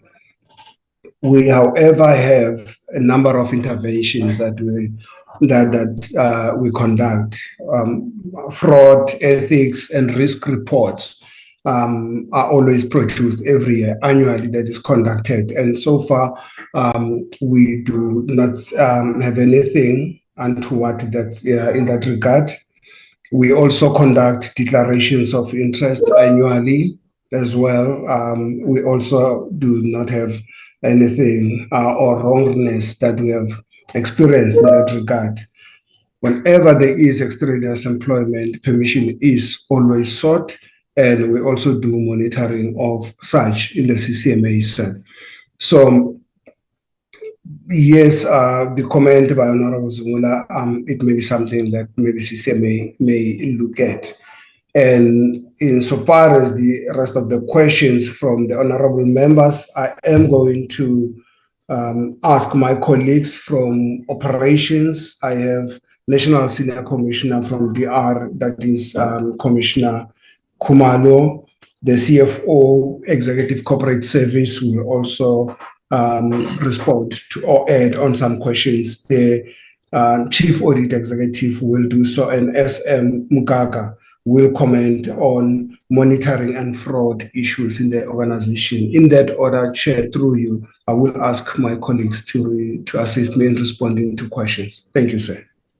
Chair, just before the team from the CCMA comes in, I want to say one thing that I forgot regarding issues of bribery of commissioners.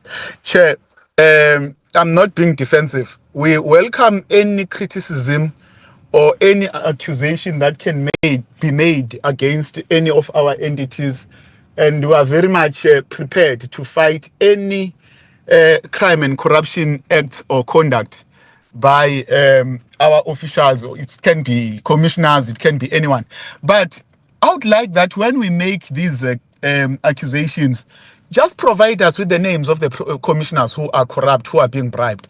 It becomes easy again to point fingers and say commissioners are being bribed, they don't do their work. Give us just the name of a commissioner who's being bribed, because we have seen this again being said with inspectors and everyone. We appreciate that members are making us aware of this, but please give us the name so that we work on something tangible, we are able to deal with it and nip it on the bud. But I know CCMA does have a well functioning strategy to deal with any thing that has to do with the corruption tendencies that might creep into the entity. Thank you very much.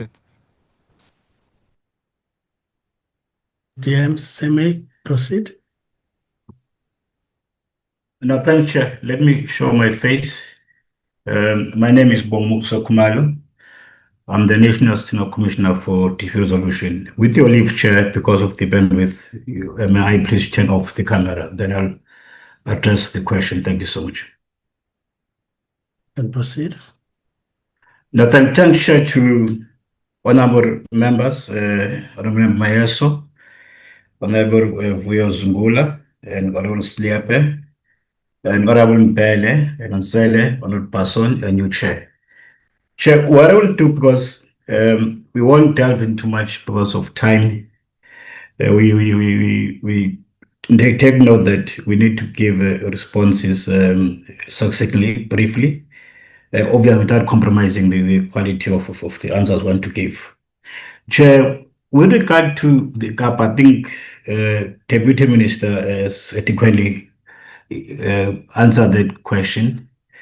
We have done what we had to do to assist the GAPA, so that the response, Chair, is sufficient. I won't add too much on that question. Secondly, Chair, on the issue of the backlog, even the acting DG has already mentioned what interventions are made to ensure that we address the backlog arising from the tests. Now, Chair, let me respond to question by Honorable Mayeso. on the question of the model.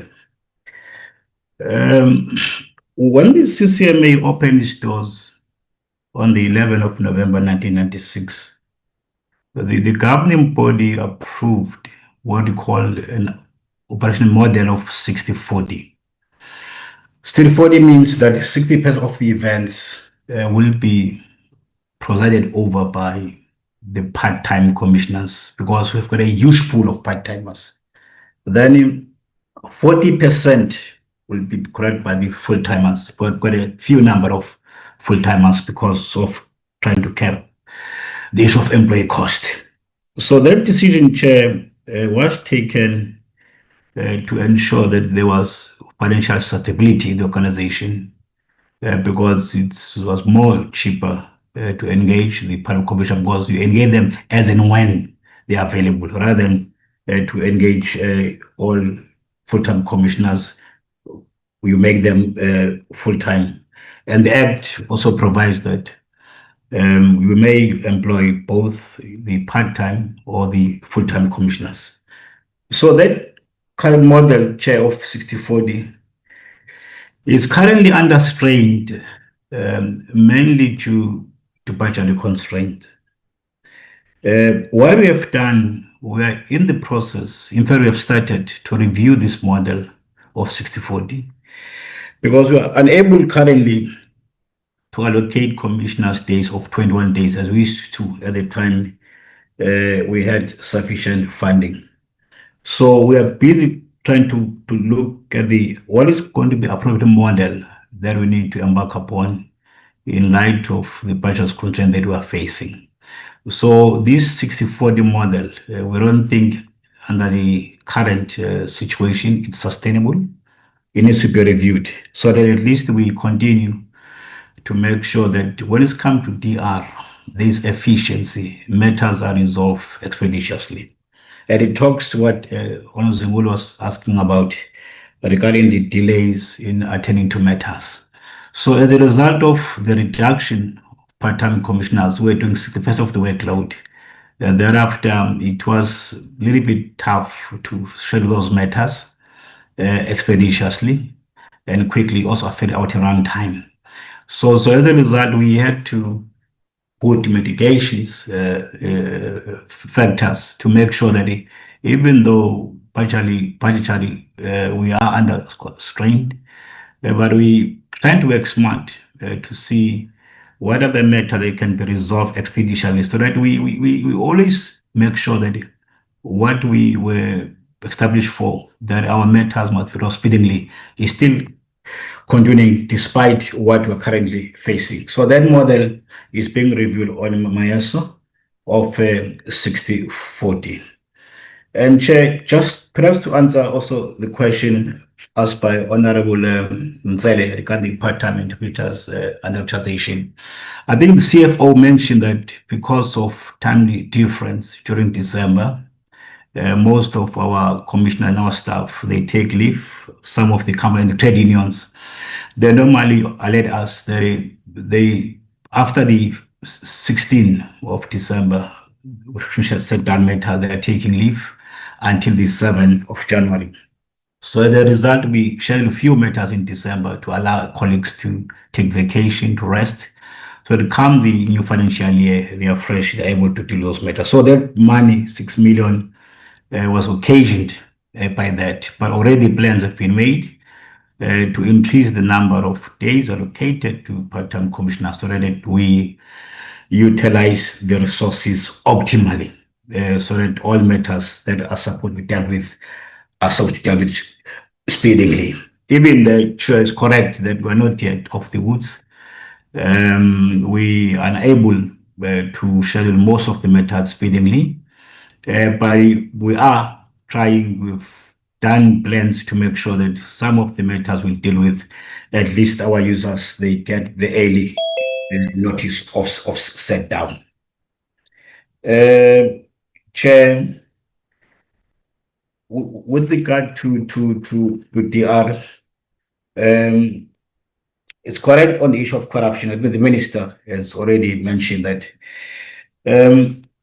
if there are evidence that our commissioners are corrupt or they've committed fraud. Those who make those serious allegations must come forward because corruption is a criminal offense. They even go to the law enforcement agencies or to come to us. Will investigate where the allegation of corruption will act decisively. What perhaps we may do, we may provide a report to the committee just to give a report how many matters were being alleged that our commissioners are corrupt, what have we done, whether they were merit or not merit to those allegations. So that the committee, at least they see the number of allegations made and what have we done to deal with those matters. Chair, briefly, there is press to actor Honorable Person. There is this allegation that also our commissioners are bribed. I think the PM is correct that even in respect of that, sometimes if you lose a matter and sometimes it may, not always the case. You allege that I lost the case because Mr. Kumalo was bribed. As a result, I think CCMA commissioners are getting, they're being receiving kickbacks and so forth. But it's applied to other allegations where improper conduct. People must come forward and make these allegations that so and so was bribed. This evidence will investigate where there's improper conduct. Will act. Chair. The law allows us that we need to act. And furthermore, we'll also open a criminal case against those commissioners where they committed a criminal offense. So, Chair, I wanted to respond in regarding to those ones. Rule 25, Chair, it is not correct that we allow lawyers at CCMA willingly. In terms of the conciliation, there are no lawyers allowed. Our rules are very clear. Even at arbitration level, for you to apply, we are governed by Rule 25, you need to make an application. If it's a simple dispute relating to misconduct capacity, we don't allow you. Lawyers allowed for methods are complicated, but they must make an application before the commissioner. Then the commissioner must make a proper determination whether there are grounds to allow the legal person to represent. So I need to respond that it's not a case where you just pop in a CCMA, I'm a lawyer, can I represent? No, there must be a proper application, Chair, because that thing is governed by our rules, Rule 25. Thank you, Chair. I think I've responded with regard to the DR. I'll allow other colleagues to respond. Thank you so much in that indulgence.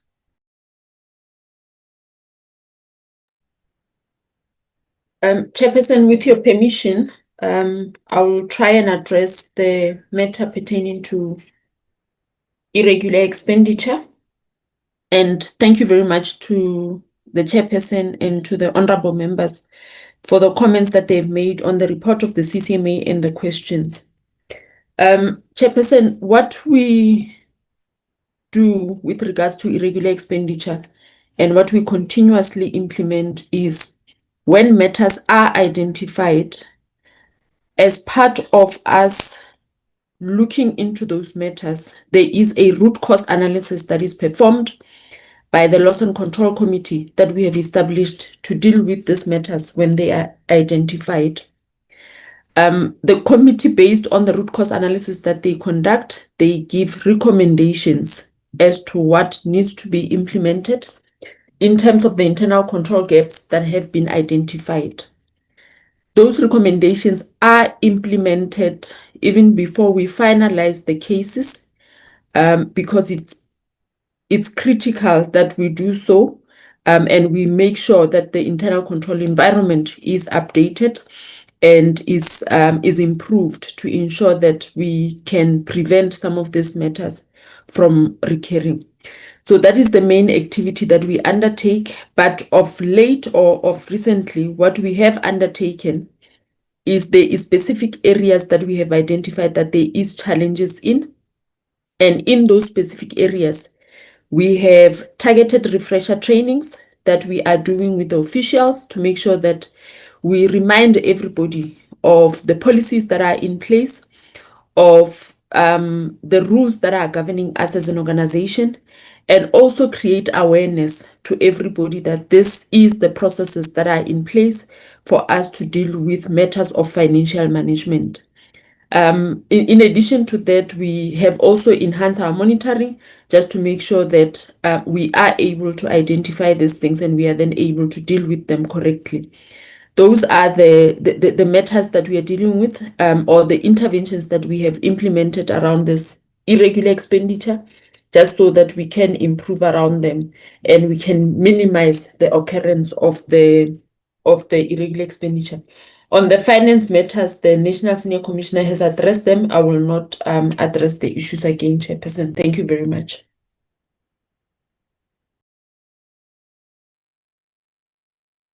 Thank you, Chair. Makuku Mampuru from Nedlac. I'll try and be brief and ask colleagues Wisa and Paran to talk on issues specific to their areas. I'll cover some of those. In terms of program alignment, the Trade and Industry Chamber is largely aligned to the work of the DTIC, the Small Business Development, because the two complement each other. So as early as possible, as soon as the department of the its work plan for the year, they come to us, we engage with it, and we programmatize it in line with the strategies and plans that we have presented. It's a work plan that begs to be replicated in other chambers. We do the same with other chambers, but not as organized and as deliberate as is the case. For example, in the labor market chamber, we are seized with discussions on the UIF compensation fund, reviewing and amending their legislation, processing as the issues of the UIF COVID-19 tariffs. So it's clear that it's a matter of interest to the portfolio committee, and as it comes up, it is actually of interest. I would say I would offer DMs and acting DG that it is of interest to the entire portfolio because it comes up in the work of the CCMA, it comes up in our work at Nedlac. And I should just say, while I'm on that point, because DM has basically covered that issue of the UIF, that even from our side, with a task team that focuses specifically on that, we have begun to notice huge improvement in the backlog that had been identified previously. So that's our contribution to that particular aspect. With respect to capacity building, I should just say this. I mean, 2 points should be made. One is, as we report, that capacity building for social partners is more an initiative of social partners coming to us and say, we would like capacity in this and this and this respect. Now, from our side, we think that it shouldn't end there. And that is why, going forward, we propose to implement some proactive strategies that would include us determining in advance what sort of discussions, deliberations will be held at Nedlac, what sort of capacity is required for our social partners in order for them to participate meaningfully in the work of Nedlac.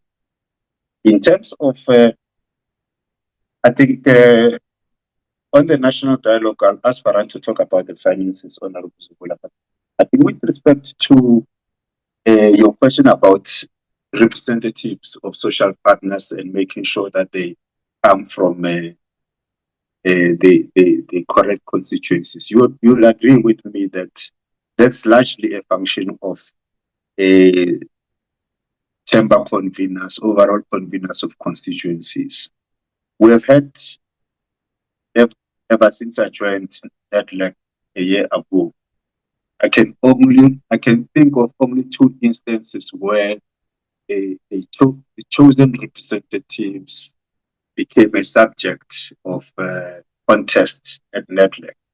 But even then, it is something that eventually self-corrects, because there's built up checks and balances along the way. For example, if someone is to represent a constituency within the 6, I don't know to call them sub-constituencies within the community constituents, they have to go through various levels. They have to go through the levels of the principals of the constituencies level. For example, if someone purports to represent the disability sector, the principal for the disability sector at Nedlac would have to have determined that this is the right representative. And even then, in case something falls through the cracks, there is the overall convener of that. So it goes up to and including the actual 4 conveners. In other words, when an overall convener of business, for example, picks up that a particular representative in a chamber does not belong, is not an employee of government, and yet proposes to represent them, they are able to raise that through the structures of Nedlac. But if there are specifics, we are ready and willing to engage with those and bring them to the attention of the governance structures of Nedlac.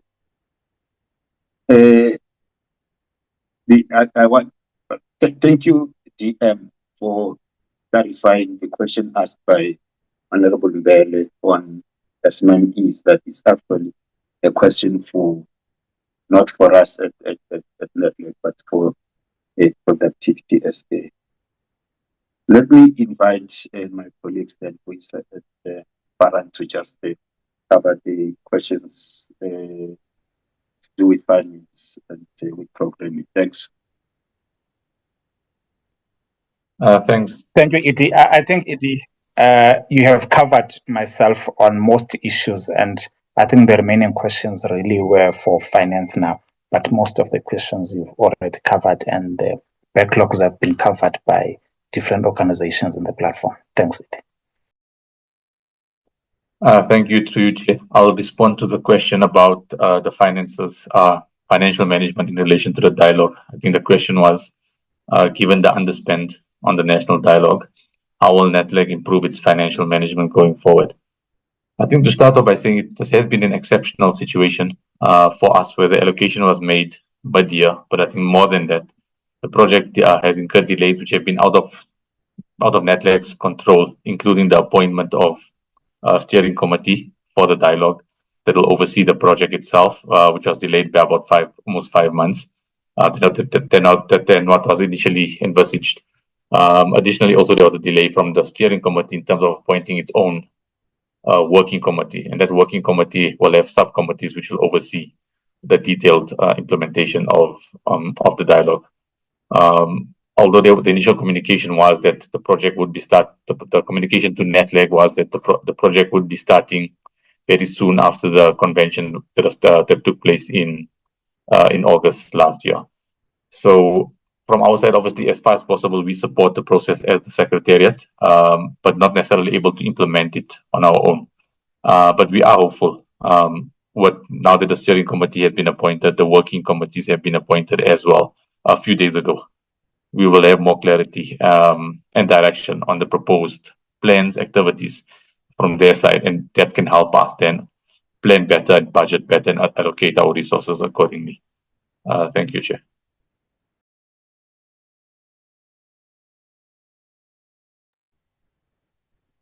Chairperson, I will come in then. It's Amelia from Productivity SA. Firstly, I would like to just thank the sorry, we just understand there's a hand there. Thank you. Thank you, Chairperson. Apologies, and I don't want to take the committee back, but I don't think all the questions for the CCMA has been responded to. there's one question from Honorable Notsele that I would like to deal with, Chairperson, but you will direct as to when I may cover that. Thank you so much.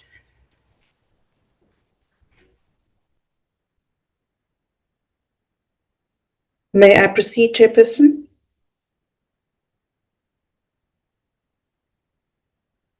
No, I'm just saying that I wanted to know what the hand is about. So let's allow the conclusion of what has been started already. I'll come back at this time. Oh, all right. Thank you, Chairperson. Thank you so much, Chairperson. Again, I'd like to just extend my appreciation on the oversight and guidance from the committee members with their questions as well as their comments and some recommendations.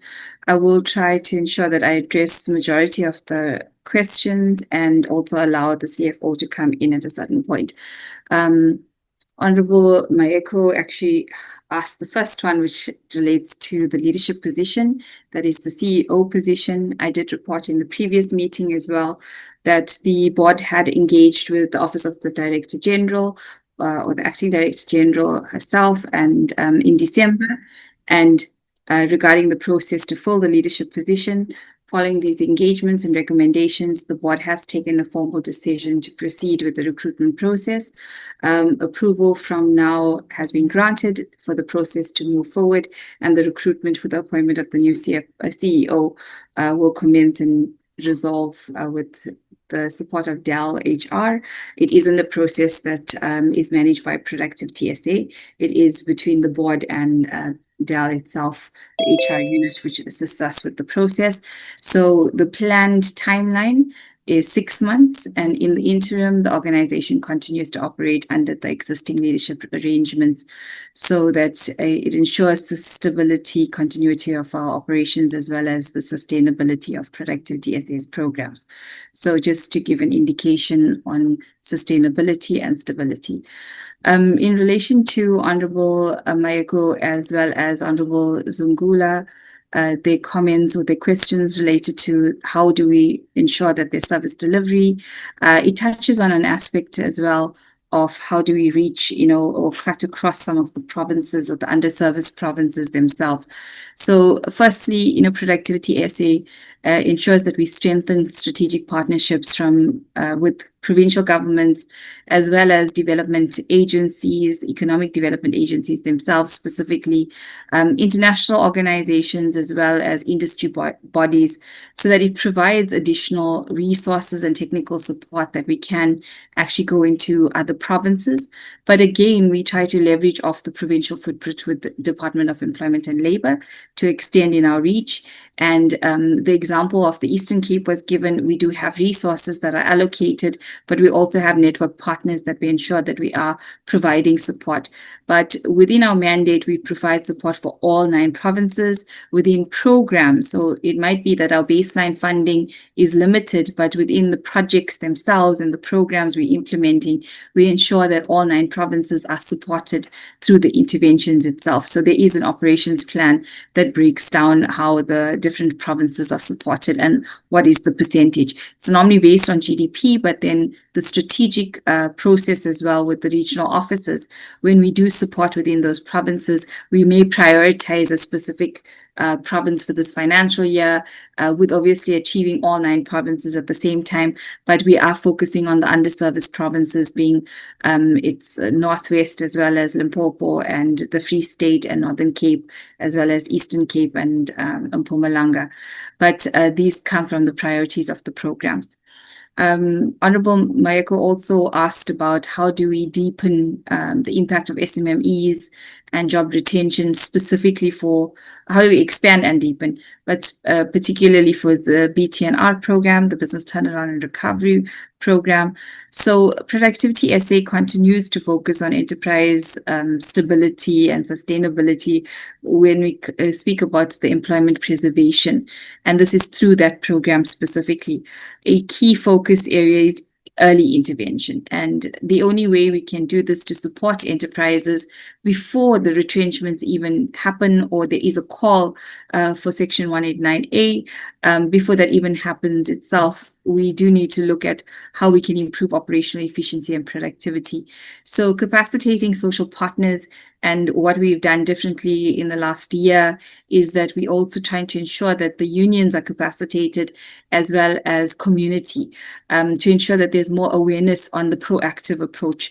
So if the unions as well as business and labor it's labor, business and government officials are more informed or understand what the program offers, but also with community itself, it allows for the proactive approach that when the business is not even at that point, it's just at a decline state, they already get in touch with us so that they're not going through a business rescue process or that liquidation is already planned, because it's very difficult for us to intervene at that late stage. So the program does provide enterprise diagnostics. So we look at what are the issues within the enterprise and how we put productivity improvement plans in place to ensure operational support, to help these businesses stabilize and become more competitive. So we do, of course, also we're expanding on the support for SMMEs and micro enterprises themselves. So we recognize the importance of employment creation with micro enterprises and SMMEs. This includes interventions that support productivity improvement across clusters and value chains, within specific sectors where there is opportunity for employment or there's an employment multiplier effect. So in addition to this, the organization is prioritizing sectors that also face economic pressure, so specifically for the BTNR program, but have strong employment potential. So yes, in the manufacturing industry as well as clothing and textile, those are the industries that we are prioritizing, but we support all sectors going forward as well. So through these interventions, we do contribute to job retention, enterprise sustainability, as well as economic resilience. Honorable Zungula also asked about, does our programs lead to job creation? And, the programs itself is enterprise sustainability and job retention. And that's where our focus has been, particularly in companies experiencing operational and financial decline. So through these interventions, like the Business Turnaround Recovery Program, the organizations work we work towards stabilization of these organizations. So we improve their productivity and we're trying to prevent, retrenchments at the end of the day. However, the productivity improvements itself also create a condition or the conditions for future job creation. So when an enterprise becomes more competitive, it improves when they improve their operational efficiency, the access to new markets as well, they are better positioned to expand their operations and employ additional workers. So we always say that if a company gets access to exporting opportunities where they build capacity and they have new agreements, with international companies to export their products, then that they are also going to create more jobs ultimately, because they need to be able to deliver accordingly to those actual agreements. So in this regard, our productivity programs actually contribute to job creation indirectly by strengthening the productivity and sustainability of these enterprises, but particularly SMMEs, which are the key drivers of employment growth in our economy. For us as well, Honorable Mbele, you've mentioned how do we play a role in improving productivity for sustained inclusive economic growth and competitiveness. And improving productivity means enabling enterprises and workers to produce more value with the resources that they have available. So whether through better processes or improved skills, it could be technology driven as well, or stronger management practices. That's what we tend to focus on. So when productivity improves within businesses, it becomes more efficient and competitive and financially sustainable. So this allows, for them to grow, retain jobs, and potentially expand employment over time. So this contributes to sustained economic growth. And because of more productive enterprises, they strengthen, the industries itself. There's broader economic performance as well. So when we speak about inclusive growth, because productivity improvements should benefit workers and businesses and the economy, this is how it translates. So this includes workplace practices, so improving those practices, supporting the SMMEs, and it actually addresses what do we do as an entity? How do we go about supporting these SMMEs, both in the informal and the formal market itself? And it's exactly through that. It's through looking at best practices within the enterprises, not just capacity building on a once-off. It's about bringing awareness, capacity building, but also looking at value flow within an enterprise so that we assess their business processes and reduce wasteful activities, make sure that they're cost effective. We strengthen their value chains as well and ensure, productivity gains contribute to better employment opportunities as well as resilient enterprises. So business owners actually can focus on running a business and not just micromanaging or firefighting. They can actually empower others, their workers, to take more accountability. And that's part of our coaching and mentorship that we provide. So how do we go about doing that? And I know I presented in previous months as well, but our programs are non-financial support. So we do not give funds to enterprises. The way we go about doing it is we are the productivity specialists. We go in for coaching, mentorship, as well as capacity building. But on a project basis as well, we look at how do you now utilize your resources in the most effective way. Efficiency is improved, as I mentioned, about process analysis so that we reduce waste within the process.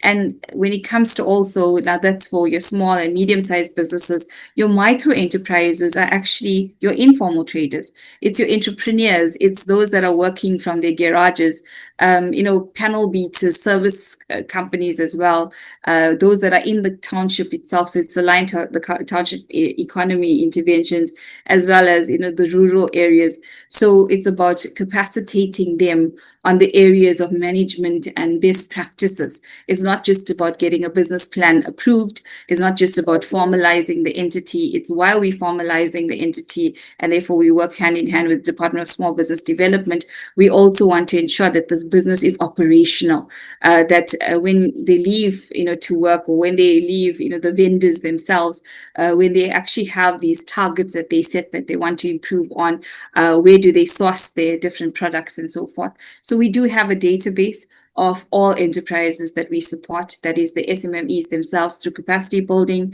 We have contracts that we sign with the small businesses, medium-sized businesses, as well as large businesses, so you can visit. And in actual fact, that's why we have quarterly Come See What We Do workshops, which at the end of the day, the Come See What We Do workshop hears directly from the enterprises themselves, and we exhibit as well, or we get them to exhibit their products during that time. So again, we would like to extend that, to the committee to say, please come and join, whether it is going to the actual businesses or even joining us at a Come See What We Do workshop, which is held in every province over the period. So yes, we do extend to the provinces, and that was part of your question. And how we go about doing it is the districts, the district municipalities, as well as the metros.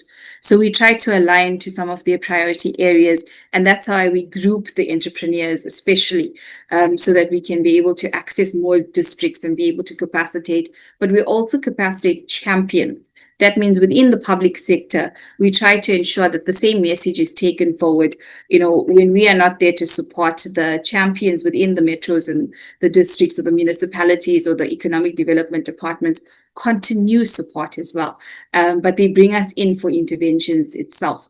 So I think I covered that one. And then the business model itself, proposal for a plan to address the challenges within the SMMEs. We welcome that. We've actually taken as well a proposal to the Labor Activation Program in previous years. And we would like to expand on our SMME support, because the funds that we do receive from DEL, of course, is limited, and we expect project funding to come into effect, which we tend to do on a regional basis and on a national basis. And that's part of the funding model that we have as we go along. So yes, when it comes to also the support that we give for these small businesses, understand that the BTNR program, or the Business Turnaround and Recovery Program, looks at enterprises that are compliant. So therefore, they have to be UIF compliant as well as tax compliant. But what we do is for those micro enterprises that are not compliant, we then provide services through our competitiveness improvement services. So that is to support the micro enterprises, the entrepreneurs, so that they can move from informal to formal, to make them, compliant as well. And this is why we have projects like the ILO Productivity Ecosystem for Decent Work project that's currently underway as well. Honorable Notsela, thank you again for your comments as well. But you've asked about how do we intend to leverage of research and the innovation capabilities to influence policy. So Productivity SA is important. One of the roles is as a country, the National Productivity Authority that we have is to provide research and insights to support productivity-led economic growth. So the organization does conduct, productivity research and analysis.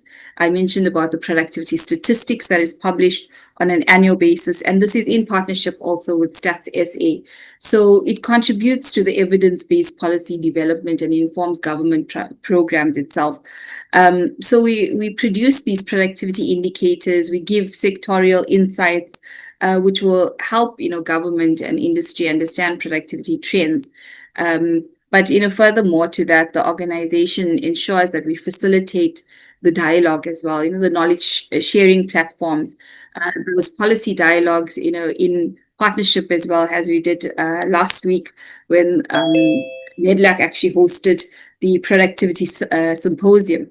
It's about those productivity forums as well that bring together government, industry, labor with community for exchange of best practices. So these are the initiatives that Productivity SA supports, national priorities such as industrial competitiveness, the digital transformation, and the transition towards a greener and more inclusive growth. Then I'm coming towards the end of my questions before I hand to the CFO. Honorable Notsela, you also asked about how do we use the success of the Africa Kaizen conference in this designation, to sustain Productivity SA and scale up the initiatives, as we embed a culture of continuous improvement of productivity across all sectors. So the success of this accreditation in a way, or recognition of being a center of excellence, is a very important one because it embeds the culture of continuous improvement within the economy itself. So integrating Kaizen methodologies is what one of our priorities was. So over the last 3 years, whilst we were actually being evaluated as a center of excellence, we managed to actually integrate these methodologies that we've learned, but make it into our own, being the South African way of doing business, the South African Kaizen approach, so that enterprises can be supported, in a very practical way as well, taking into consideration, the dynamics that we experience as a country. So it is to improve efficiency and quality of competitiveness. And the organization has also invested in capacity building of our practitioners. So we have industrial engineers, operations management specialists, but they are Kaizen practitioners and trainers. And then we also do it through a network of partners so that we strengthen the capabilities, on a national basis so that we can deliver accordingly. So we do expect to expand approaches, through multiple sectors, through the ILO project that we were running as well. It was identified as footwear, leather, but also clothing and textile to be expanded on, as well as agriculture, agro-processing. And when we speak about manufacturing, it's quite large, but then also the service industry itself. So in addition to that, we're introducing very new concepts of digital Kaizen. So it's about continuous improvement, but bringing in how do we measure and we manage on a digital way for small and medium-sized businesses, as well as the green productivity so that, we support modern economic priorities and sustainable growth. So that's part of the responses. And then, Honorable Chair, you've actually asked about the delays in the implementation or the project implementation that has been alluded to a few times. And I know, in actual fact, you made a comment to this in that first year of the agreement with the UIF. The UIF agreement itself, and it does come back to the process that we follow. we actually start drafting it with the UIF 1 year in advance. So the drafting of the MOU is done 1 year in advance.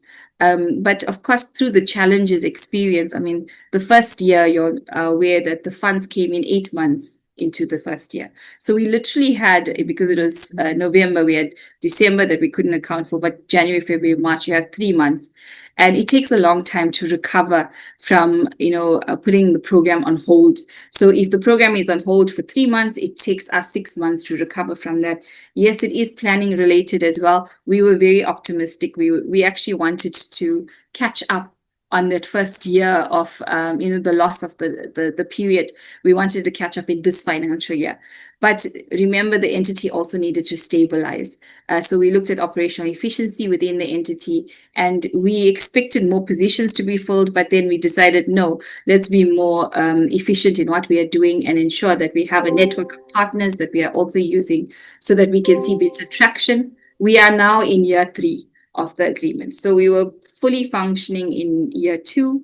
But the catch-up game as well from the previous year, it took us longer than expected for us to be able to say this is the strategy that we're employing. But by year 3 now, which is coming to the end of the agreement, we're expecting, that these targets for the 3-year agreement would be achieved as well. So we would have achieved year 1, which we lost, but year 2 and year 3 together. I'm going to now then hand over to the CFO to just respond to Honorable Mayeko's question related to the business critical roles, Honorable Zungula, on the funding model and sustainability, and then, if there's anything else. Oh, both, I think it was himself and Honorable Mbele, which was about the irregular expenditure. Thank you, CFO.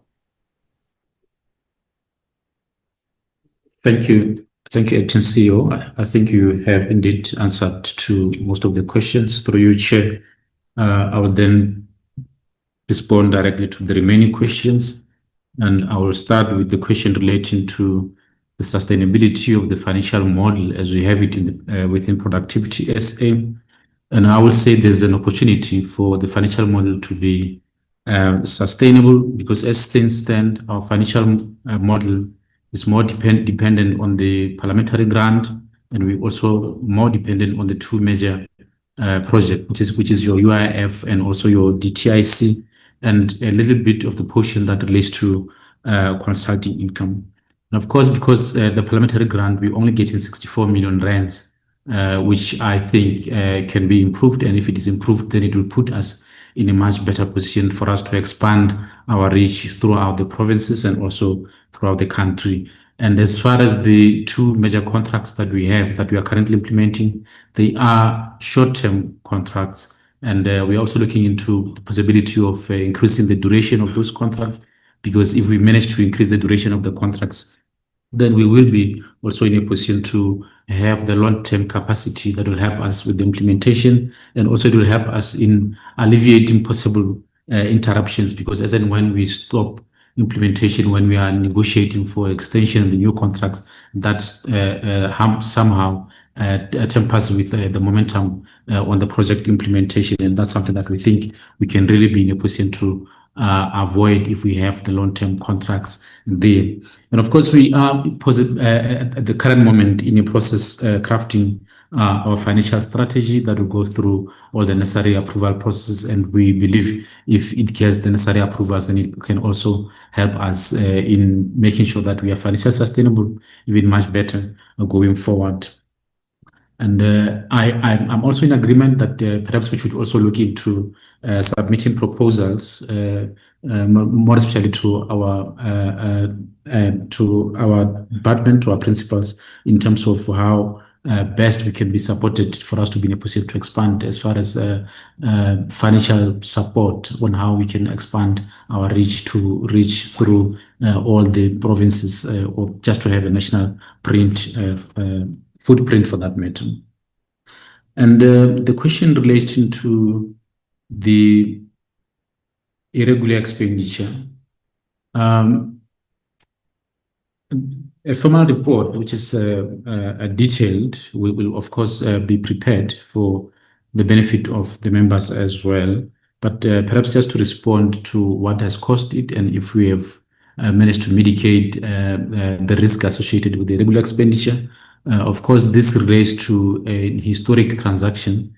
It was relating to the travel management company whom we continued to use after the expiry of the contract, but we have since then appointed the new travel management company who is on board, which means we have stopped incurring the regular expenditure as soon as the new travel management company was appointed.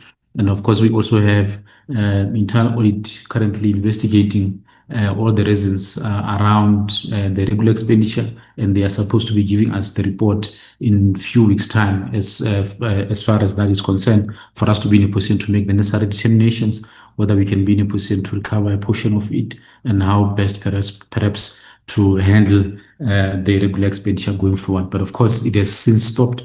We have mitigated the root cause, and we are currently in the process of investigations and how best to also handle the whole matter.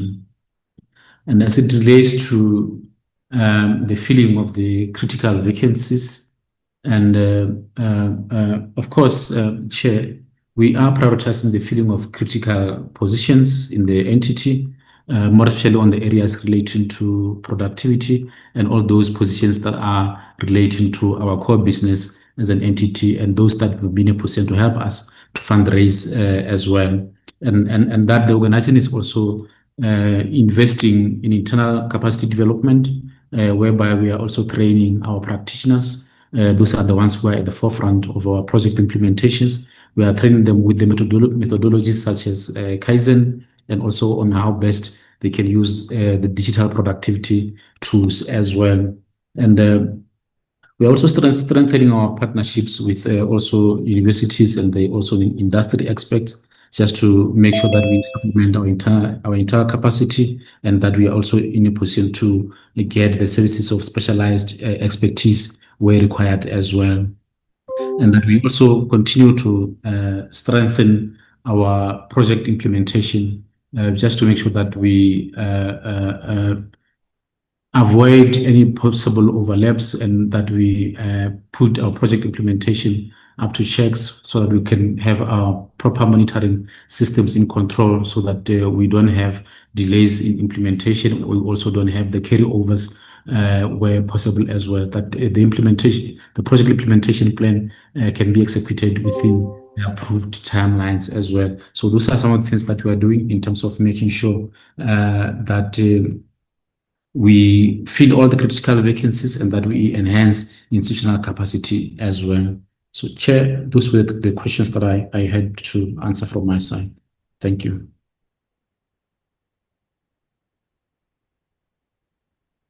Thank you. I'm sure honorable members would understand that the elaborate responses are agitated by elaborate questions we had. And in that score, not all may be answered satisfactorily, but there's been really an attempt to go to each member in terms of responses. And I think if there are further responses to give, it will suffice to put them in writing entities, because we're also at a time when members are also traveling, and then we may lose members in the process. So I want to at least give that indication that there's been serious attempt the Deputy Minister, for every entity that has responded, to be elaborate in the response. But I then think what's important in summary is that there's a lot of improvement in the three entities on areas that they've been working on previously. Of course, also the assurances that as this is a third quarter report, that some of these things would be then covered in the fourth quarter as improved areas, as it was promised when we were getting the second quarter reports, first quarter and second quarter, that we'll see improvements in the third quarter, which has now been demonstrated. Of course, Deputy Minister, we should welcome this part, that there are also other ways that are being looked at to bring effectiveness in the oversight work that gets to be done by both the executive and the committee, in particular on the issue that relates to what you said about the textile industry. Of course, Newcastle being one of that example. But I think what's important is the point you made, that once you deal with the bigger part of what is involved in the textile industry, then the message should be able to get throughout the country that something is being done. So in that way, I take it that we ourselves, as members of the committee, if we have gone to an oversight like the one in Newcastle, and there's this feedback on interventions that get to be done, from where one is sitting, it then says, Honorable Slepe, is it a point of order? No, Chairperson, I thought you recognize me. I just want to do the quick follow-up. I don't want to waste much of your time. I just wanted to, because I'm not answered in one question, that because I did ask all the two questions, but I was not answered in one of the questions. No, Honorable Slepe, so that's not a point of order. So it just means that you didn't listen to me in the beginning when I indicated the responses to the questions. If there's a question that has not been responded to given the time, I've asked that those must be done in writing, so that you have that response. If you are not satisfied with that, then in the next meeting you'll be able to indicate that you have not received a response in that regard. So I'm trying to... Chair, can Honorable I... Slab. Yeah, Chair, mine is on an urgent basis, Chair. I understand everything. You know, I've never done it before. I just want to indicate something, because on the response, it is something.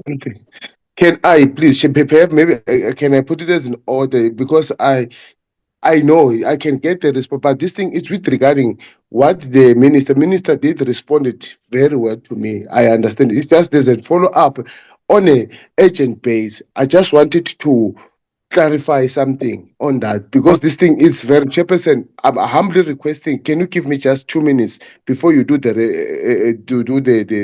closing remarks? Just 2 minutes.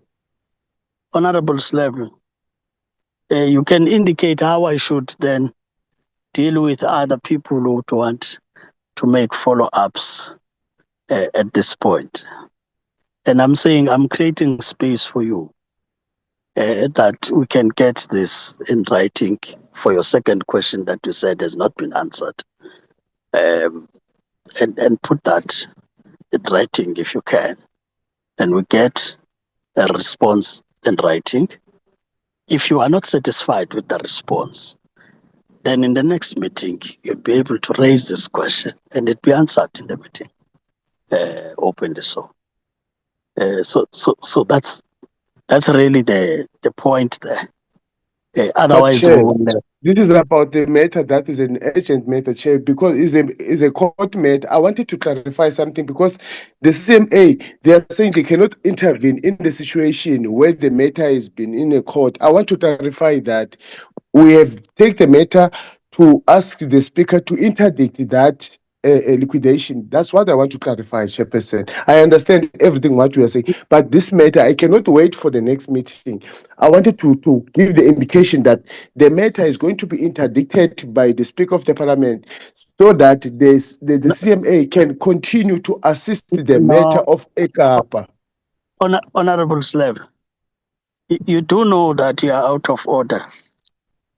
And I've asked you nicely, because I'm not asking the question, you're providing information now. So I'm just saying to you, so that we are able to proceed. You know, that's not how we do things in the committee. And I know you'll say you've made your point, and they've heard it. So you'll get a proper response in that regard. So all I was saying, honorable members, because sometimes the work you do, you may undermine it by just complaining all the time.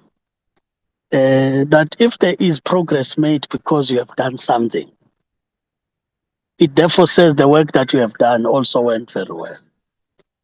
So in this case, because we are also followed up by either lawyers or journalists or anything with regard to Newcastle, at least we are one with the executive in that the only thing that invites us to workspaces is because they must comply. And if they do comply, we do not have the reason to be going there all the time. Because then it means at least the work is effective. But where there's no compliance, we make people to comply. If we find them to be complying, well and good to make them as an example, that there are those that comply, and there's no reason for others not to comply. So I'm raising this so that at least there's an understanding that if something is happening because we've done something, let's also appreciate it, that it's now happening and it must happen everywhere else, honorable members.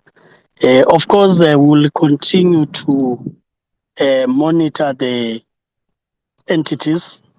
And for those of us who started with the committee and had an induction workshop, you will understand where some of these entities were, including Productivity SA.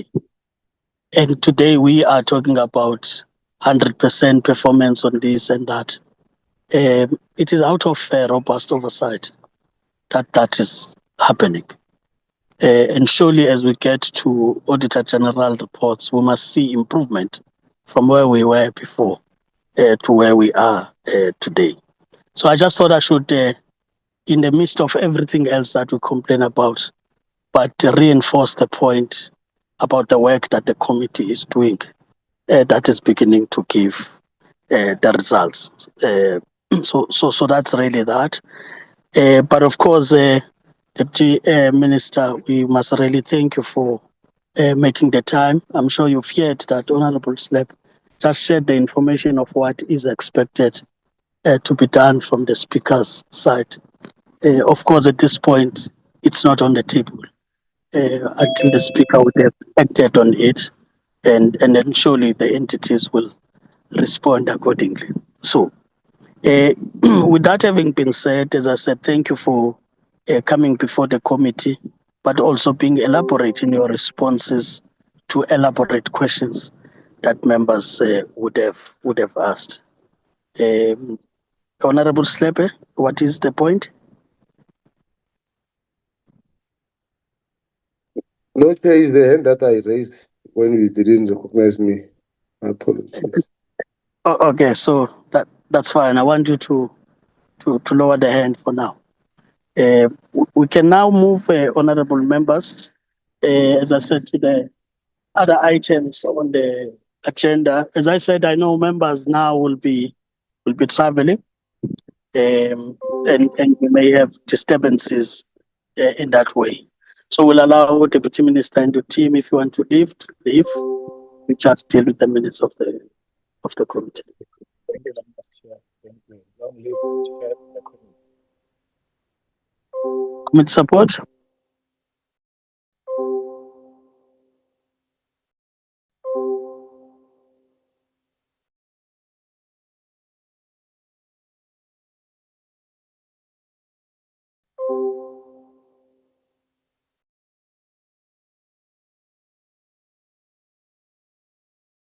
As Chair was available, this was the third quarter report of the department and SAE.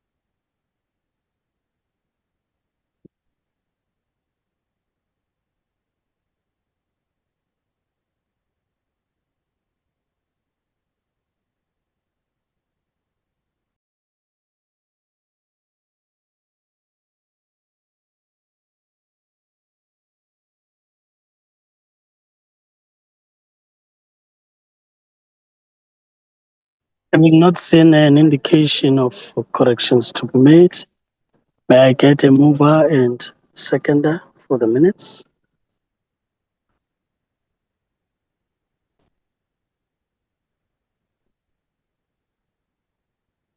From those who are present, can I get a mover and seconder? Honorable Maetso, you are recognized. Honorable Maetso, you are recognized. Yes, apologies, Chair. I move for the adoption of the minutes as the two reflection. That's Honorable Maetso moves. Honorable Mbele, I see your hand. Oh, thank you, Chairperson. I second the move. The minutes have been moved and seconded. Any objection in us adopting these minutes? No objection, so the minutes are then agreed to. Committee support, I take it that would have been the last item on the agenda.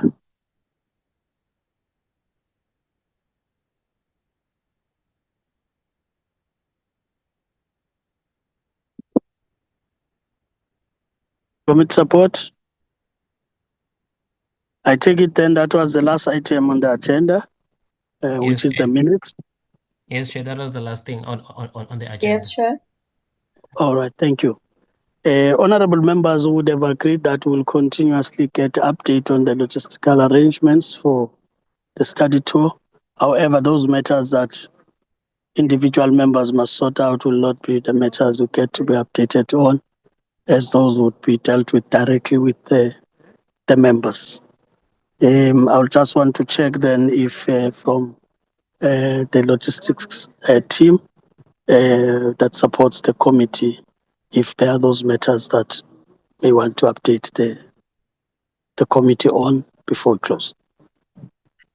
Thank you very much, Chair. I'm sorry there was a glitch a bit one before, but I'm fine now. Chair, Uposhia had to run fast. She got a call from a child school. So I will briefly brief on what she left the information with.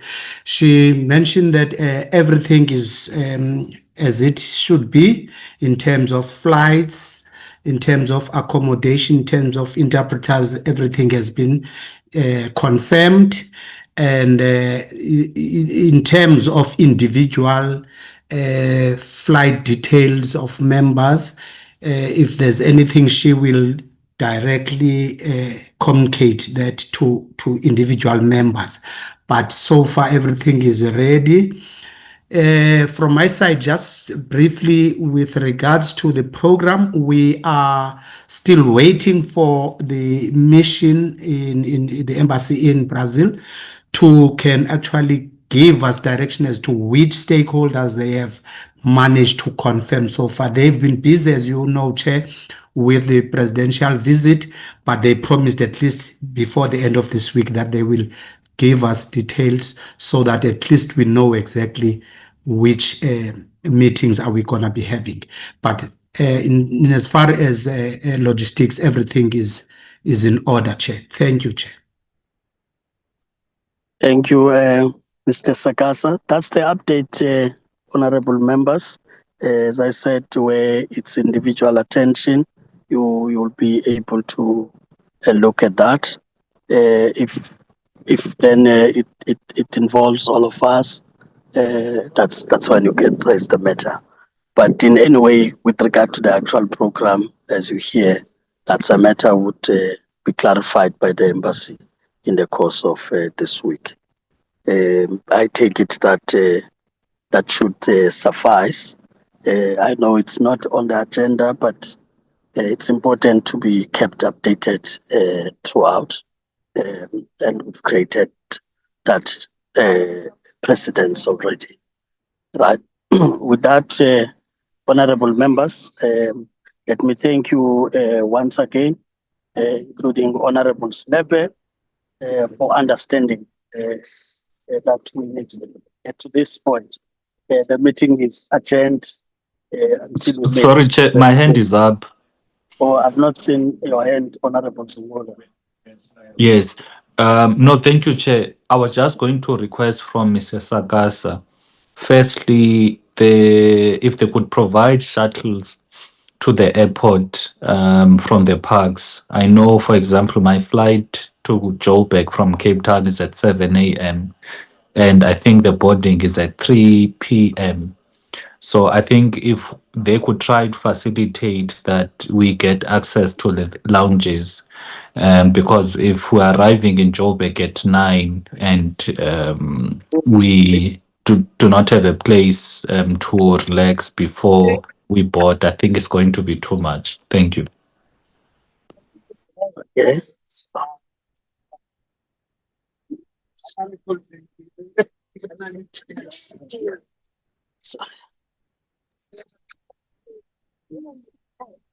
No, I think the point is noted.